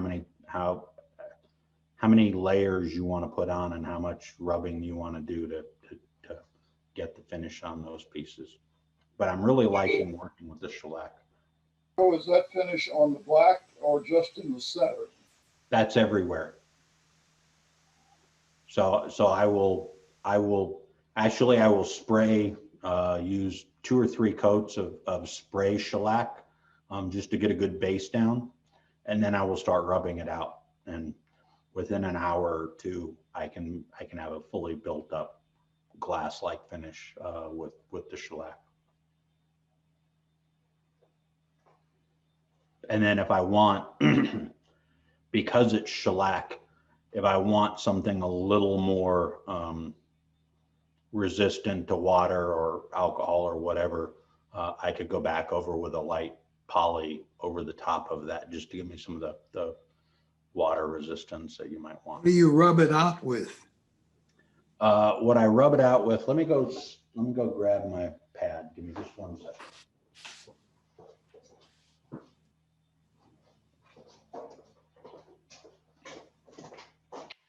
So when you're doing French polishing, let me shift back over here. When I'm doing French polishing, I keep a couple of bottles. So this is my shellac. And I just keep this in a little squirt bottle, and I keep a bottle of the alcohol. And then I've got a pad. This is just some linen, some white cotton linen. And normally you would want to use something like wool in the middle. I don't have any wool, so I just use some cotton balls, and they work fine. All you're trying to do is get something in the middle that will hold the moisture, hold the shellac and the alcohol. And I will then take and ball this up. And once I've got a pad that's been used, now I just keep adding a little bit of shellac into the pad, and then I'll add alcohol. So shellac is basically an alcohol-based finish. So the alcohol helps sort of smooth out that finish on the top. So you use the shellac to add more layers of your finish, and you use the alcohol to smooth everything out. So you just keep going back and forth with alcohol and the shellac, and just rubbing. And I use a little circular motion when I'm rubbing out these finishes. And then when I'm done, I just throw my pad back in a little peanut butter jar and close it up, and it's good to go for the next. It's probably been sitting here for a month since I rubbed that last finish out, and it's still a bit moist in there. So, and it doesn't matter because it's shellac. As soon as I hit it with more alcohol, it's going to start to soften up again. So even if my pad gets dry, the minute I add more shellac and alcohol, it'll soften right up and won't be a problem. How hard are you pressing when you're rubbing? Not really hard. And you can kind of feel it as you're rubbing. I would say probably about what you're doing when you're trying to go for when you start getting down into the 300 and 400 grits. You're not trying to strip everything off. It's really just a kind of a medium finish. It's not like you're at 80 grit and you're really trying to shape something. It's more about getting layers on, and I watched a couple of good videos on YouTube on it before I started it, and then it's just feel. Once you start doing it, you figure out it's not that hard. And we may actually come back and do even all of these eggs that I've done so far have all been done with a shellac on the top. And part of the reason that I do that on the eggs is because the alcohol-based dye makes it very difficult. I've tried a lot of different finishes on the top of this. The only thing I haven't tried is a water-based poly yet. But if any type of finish that I was rubbing on here would cause the dyes to come out and start bleeding. So I found that if I sprayed with a couple of layers of shellac and then came in and used the rubbing, the French polish technique, that I could get a really nice finish on here without messing up my my dye. Okay, I think we may be okay. Let me just hit this real quick. I apologize for the noise here. We'll get this dried off.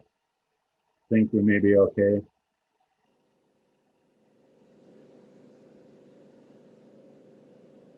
See what you're doing, Joe. Yeah, what was that?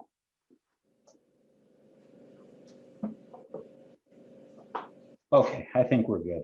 I don't feels fairly dry. So now at this point, let me go back to, here, I think I'm in the right mode.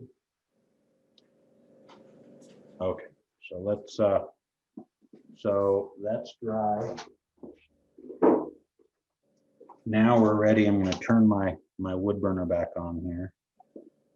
Shift over a little bit so we can see. So I'm a little bit limited on how far my wood burner will come over. So again, for this one, I'm just using a little fine ballpoint tip on my wood burner. And I'm going to use that to add texture in here on top of that black paint. So once I pull my stencil away, and this one is a little more involved, so just bear with me a minute.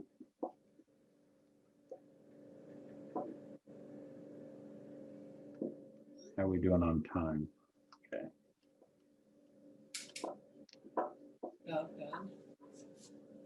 Coming close. Look at what he's doing.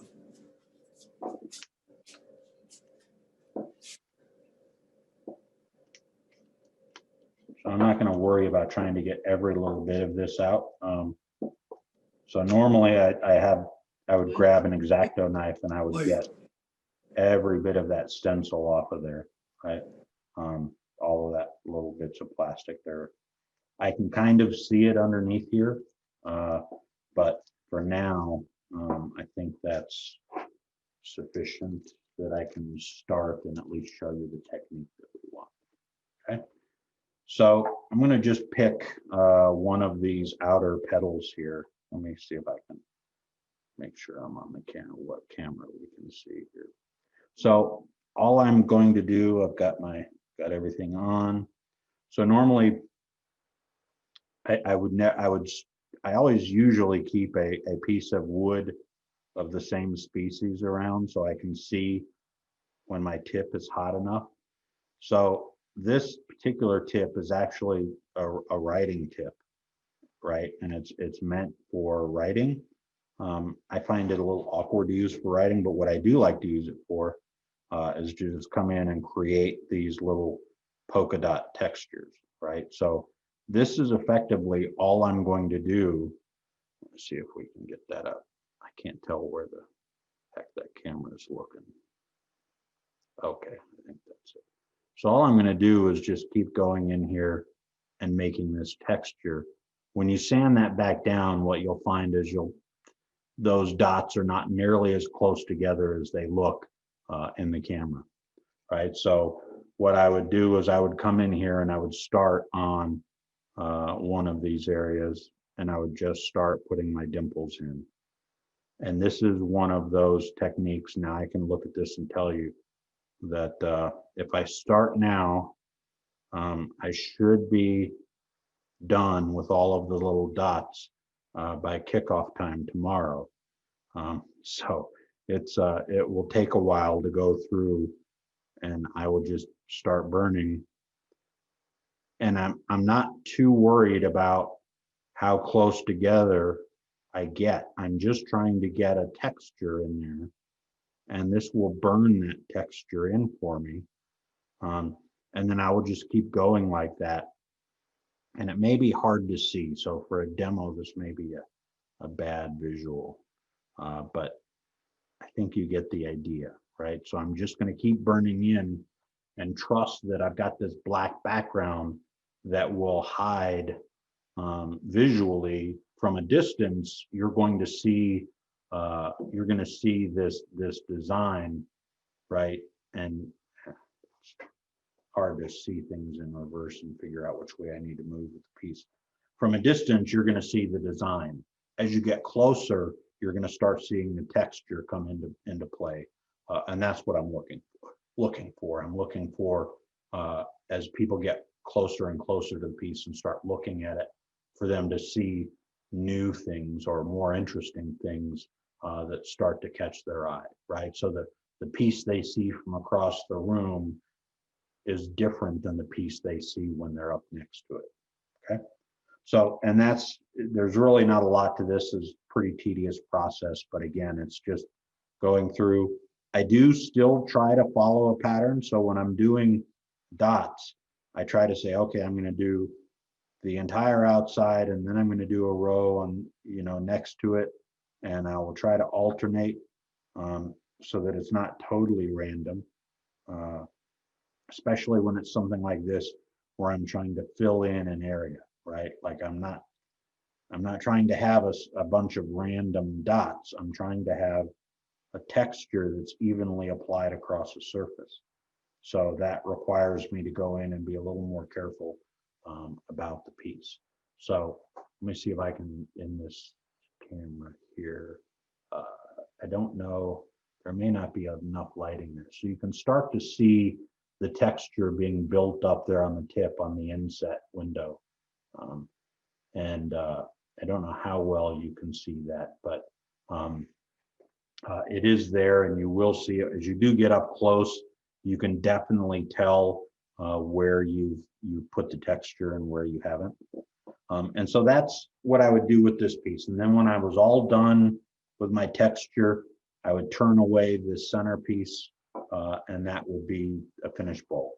And I might paint this rim black just to give me a nice frame to this piece. And in fact, when I turned this, I intentionally turned the rim at a slight angle, angling in, so that I could put black on this rim, and it would give a nice frame to the rest of the piece. Okay, so that's another way that I would do texturing for this piece. And this is the case where I do texturing with a wood burning tool.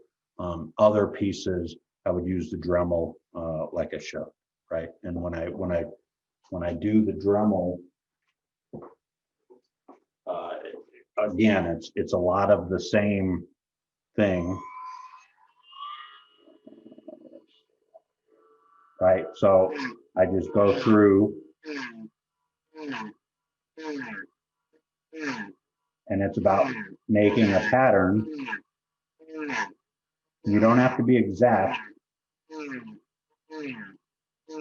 but you do have to be consistent.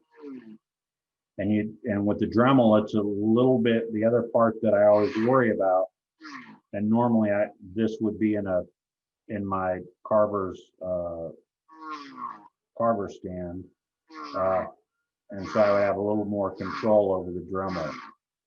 Depending on what I'm doing, I might use a different Dremel tool. So let's see if you can kind of see that.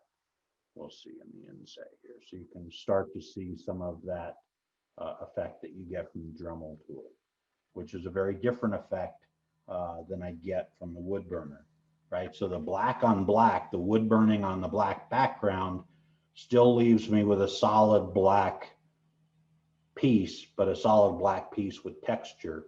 If I did the Dremel tool on this, I would have a black piece with a bunch of white smiley faces or a bunch of white quarter moons in there, right? So depending on what look you're going for, determines whether I use my wood burner or use a texture off of the Dremel for putting those in.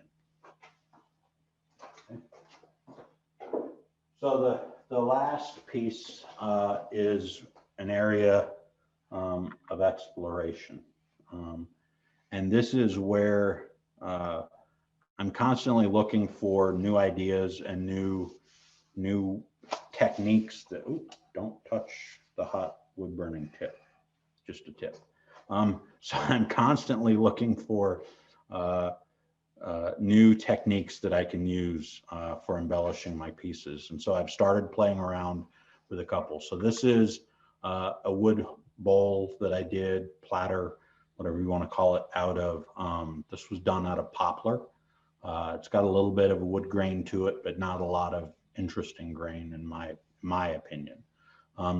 So I wanted to play around a little bit with adding some color with using resins. So I drilled holes all the way through. These holes go all the way to the back side of the rim. And I actually did this while it was still a blank, even before I had done any significant turning on this piece. So I had the size, right? I'll turn it around. I'll get a flat and level face on the piece and put a foot on it. Obviously, turn the backside or turn part of the backside in this case. And then I will, in this case, I use a brad point bit and drill through, and I use multiple sizes, I think 3 sizes of bits here to drill through. And then I just came through with colored resin and filled each one of those up.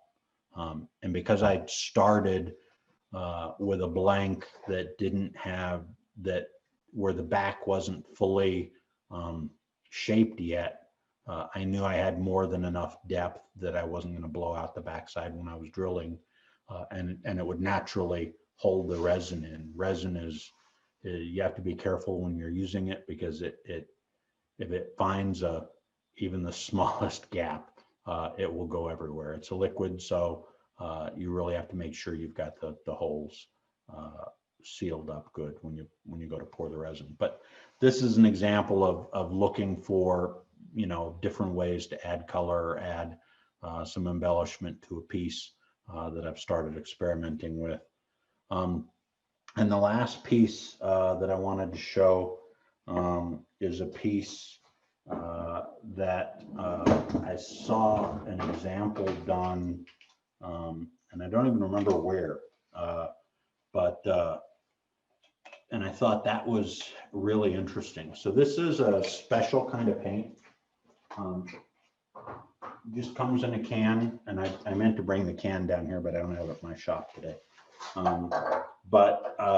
It creates this texture. And I started playing with some of these paints a few years ago, some of these types of paints, not this exact one.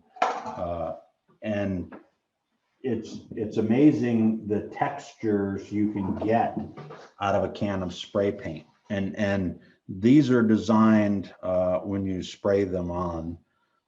It's a really rough texture, like concrete or granite stone that hasn't been sanded smooth. So it gives me this nice rough texture to it.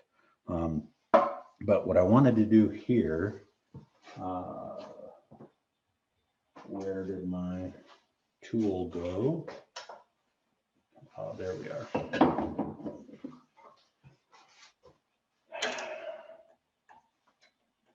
Come on.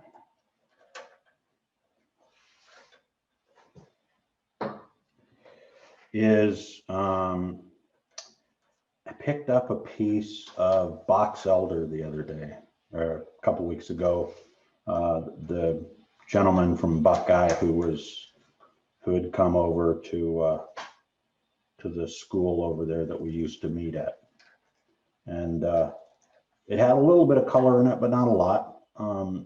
But I thought this would be a really interesting piece to try this technique. Now, I've never done this technique, so I don't know exactly how this is going to work out. I have an idea, and like all of my experiments, they start with an idea.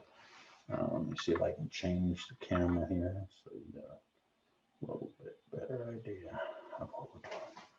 So we're starting with this stone texture piece. And what I want is the outside of the piece, when I look at it, to have this interesting stone texture to it. But then as you come up to it, for you to see the white and red interior of the box elder, so that you get this nice contrast, not only a contrast in color, but a contrast in the texture, so that you see sort of this interesting thing going on inside.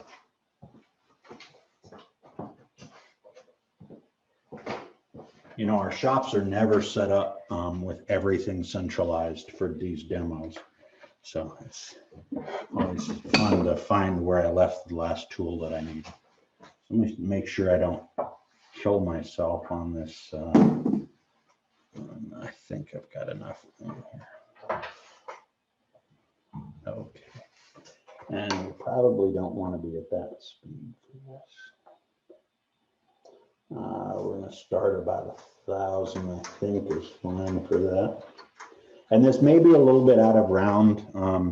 Again, I cut this while it was still fairly wet, relatively wet. So it's, I can already see that it's ovaled a little bit in the last 2 or 3 weeks since I painted this. But for our purposes, I think it'll be fine. So normally I would do this on dry wood and it wouldn't be a problem. We wouldn't get much movement, but for a test piece, for a demo piece, I think this will be fine. And I'm about to cover my laptop with shavings, so we might cover that up a little bit.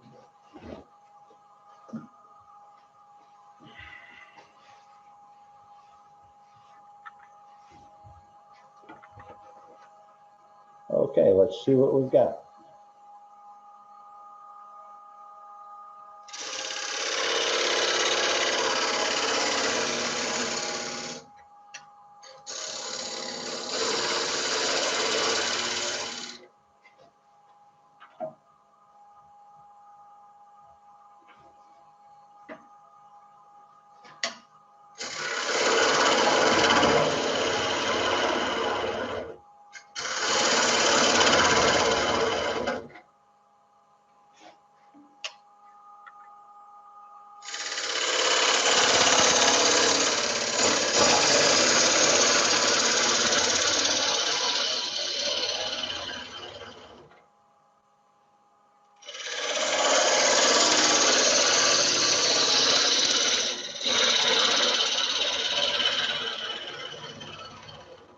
And I know based on what I saw before I painted it, that we're only going to have red on one side, and it's kind of towards the bottom half of the bowl. So I'm starting to see a little bit of that already.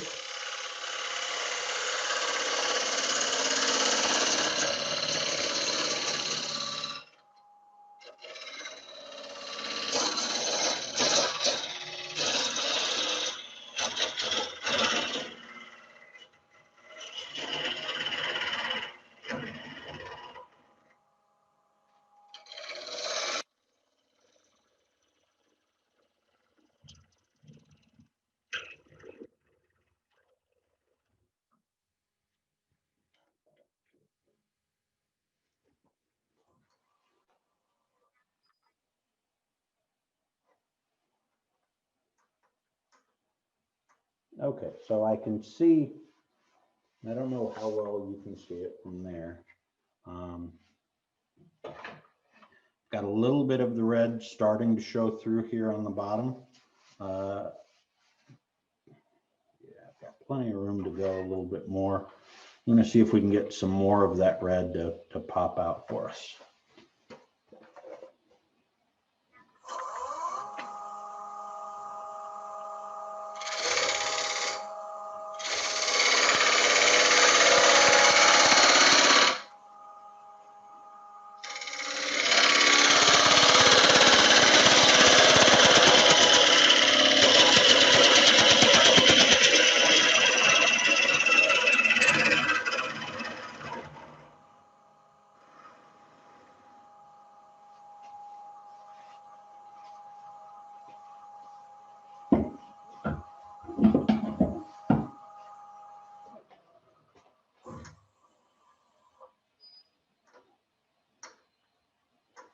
Okay, not quite so much there. I think we've still got a little bit, but again, my hope would be to have more, but you're limited by what the wood gives you. So, and I know towards this bottom, I'm getting kind of thin.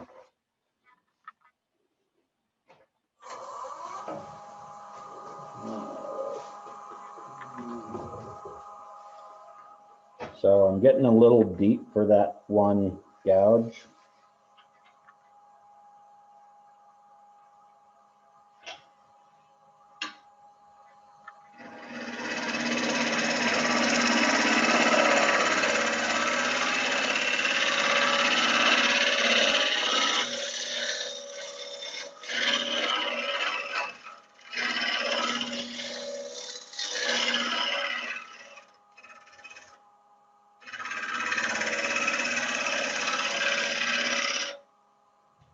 And this is a Hunter carbide tool. I really like these. They don't always give you the cleanest finish, but for getting down in there in some of the deeper areas where I might not, because of the angle, be able to get a normal bowl gouge in there, they do remarkably well.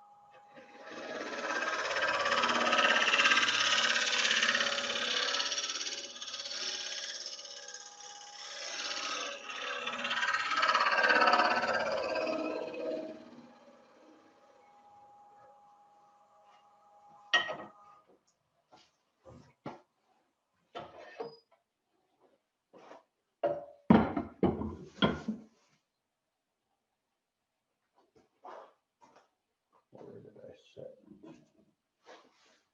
Okay.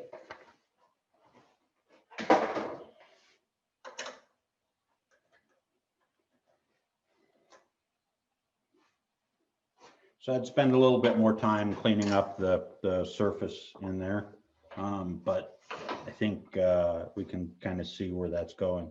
So this is an example of just experimenting around to see. So there's a piece on the inset. Let's see if I can get it on the big camera, if I can get it. There we go. That should be better there. So I don't know if the reds are coming through quite as much on the other camera, but so that's an example of the type of thing I would do, and I would just take a little piece and start exploring on these new techniques as I'm trying to figure out what works and what doesn't.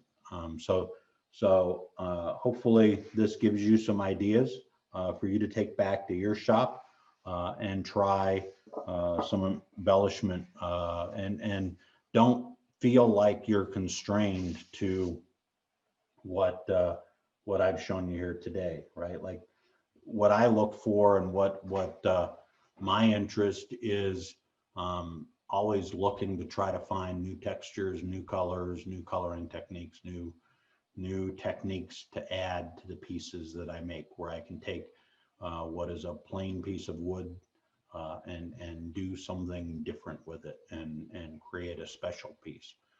What I found was in my own turnings, after you've turned the 50th bowl or the 20th platter, you start looking for something else. You start looking for, how do I take this in a different direction or do something new and interesting and different than what everyone else is doing. So that's where I start playing around with techniques like this, and techniques like the resin bowl that I did earlier, resin platter. That's how I developed some of the other techniques, many of them copied from other turners or enhanced from what I saw other turners doing. So hopefully you got something out of the demo today, out of the talk today. I really enjoyed having a little bit of time with you today, and want to thank everyone for joining us.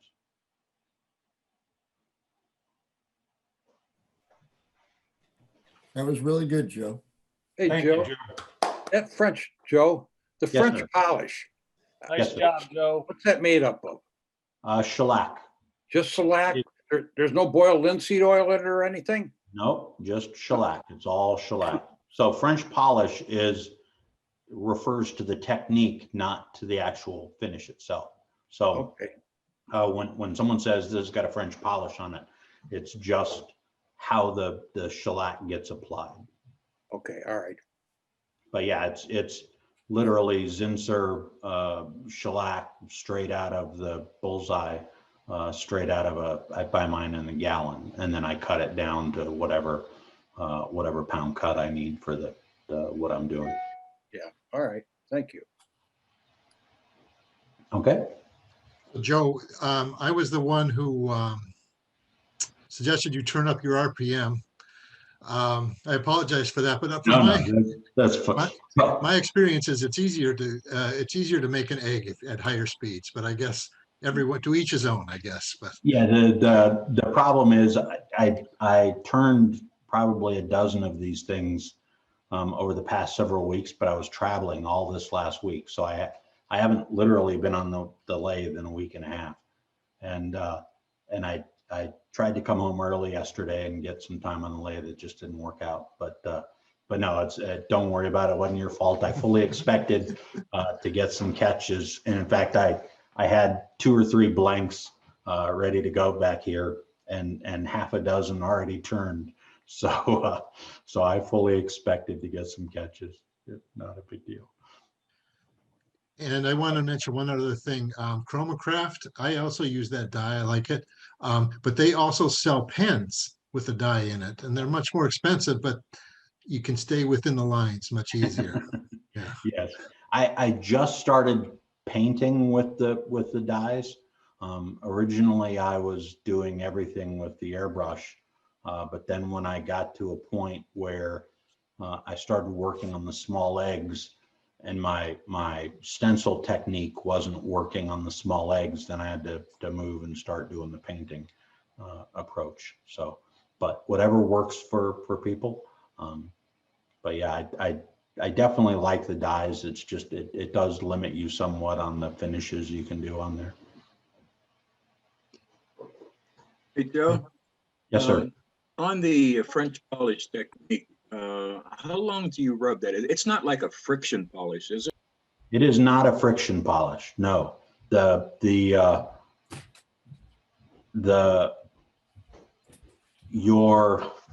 mean, it technically is a friction polish, but it's very light friction. You're really relying on the fact that the alcohol is basically melting the lower layers of shellac for you.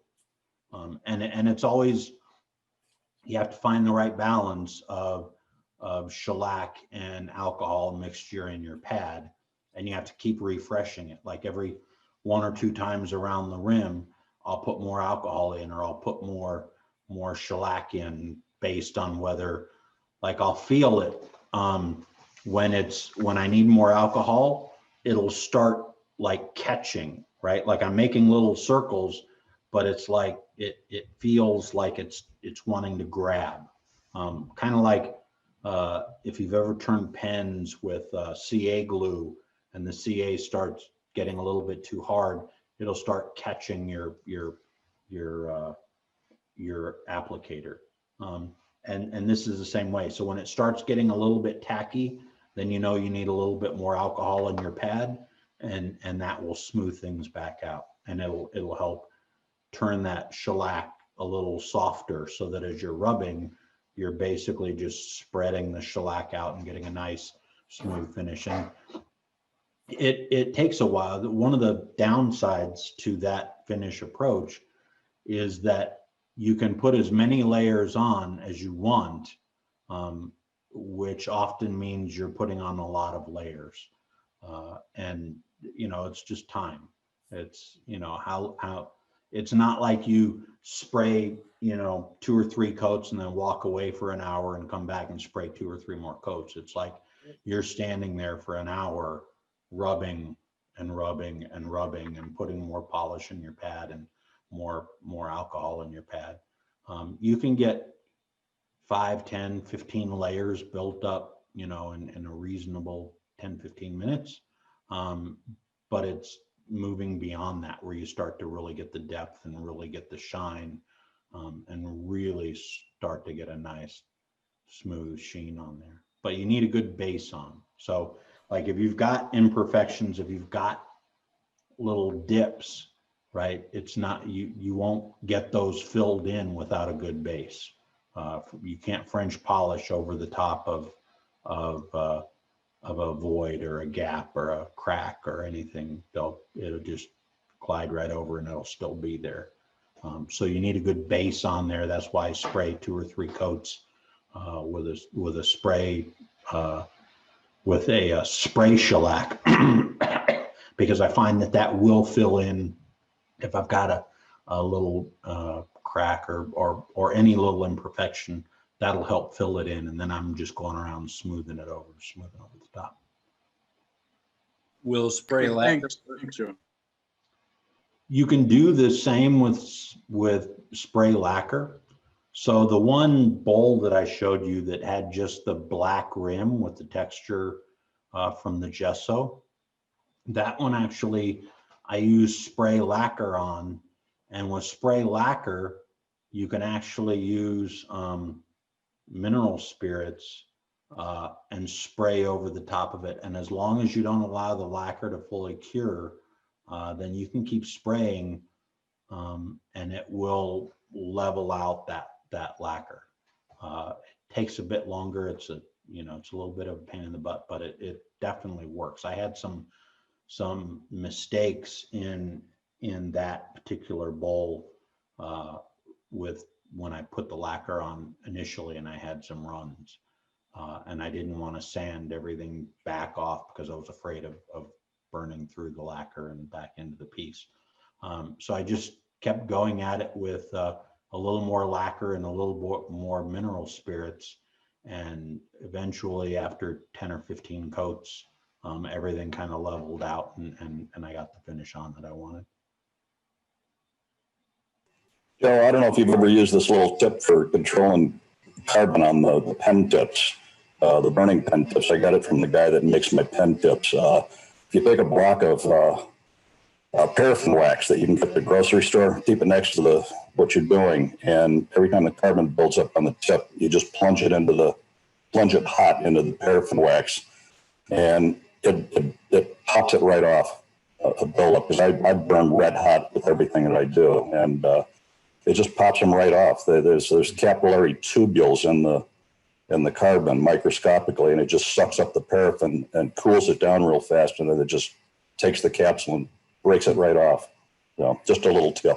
Good to know. Yeah, I wasn't using anything for a long time, and I just found my lines were really blotchy and not smooth, and then I moved to using the scraper. I had seen some pro wood burners, and they were all using really microfine sandpaper, but the manufacturer tells you not to do that because it takes some of the metal with it, whereas the scraping doesn't do that. So the paraffin is interesting. I'll have to give that a try.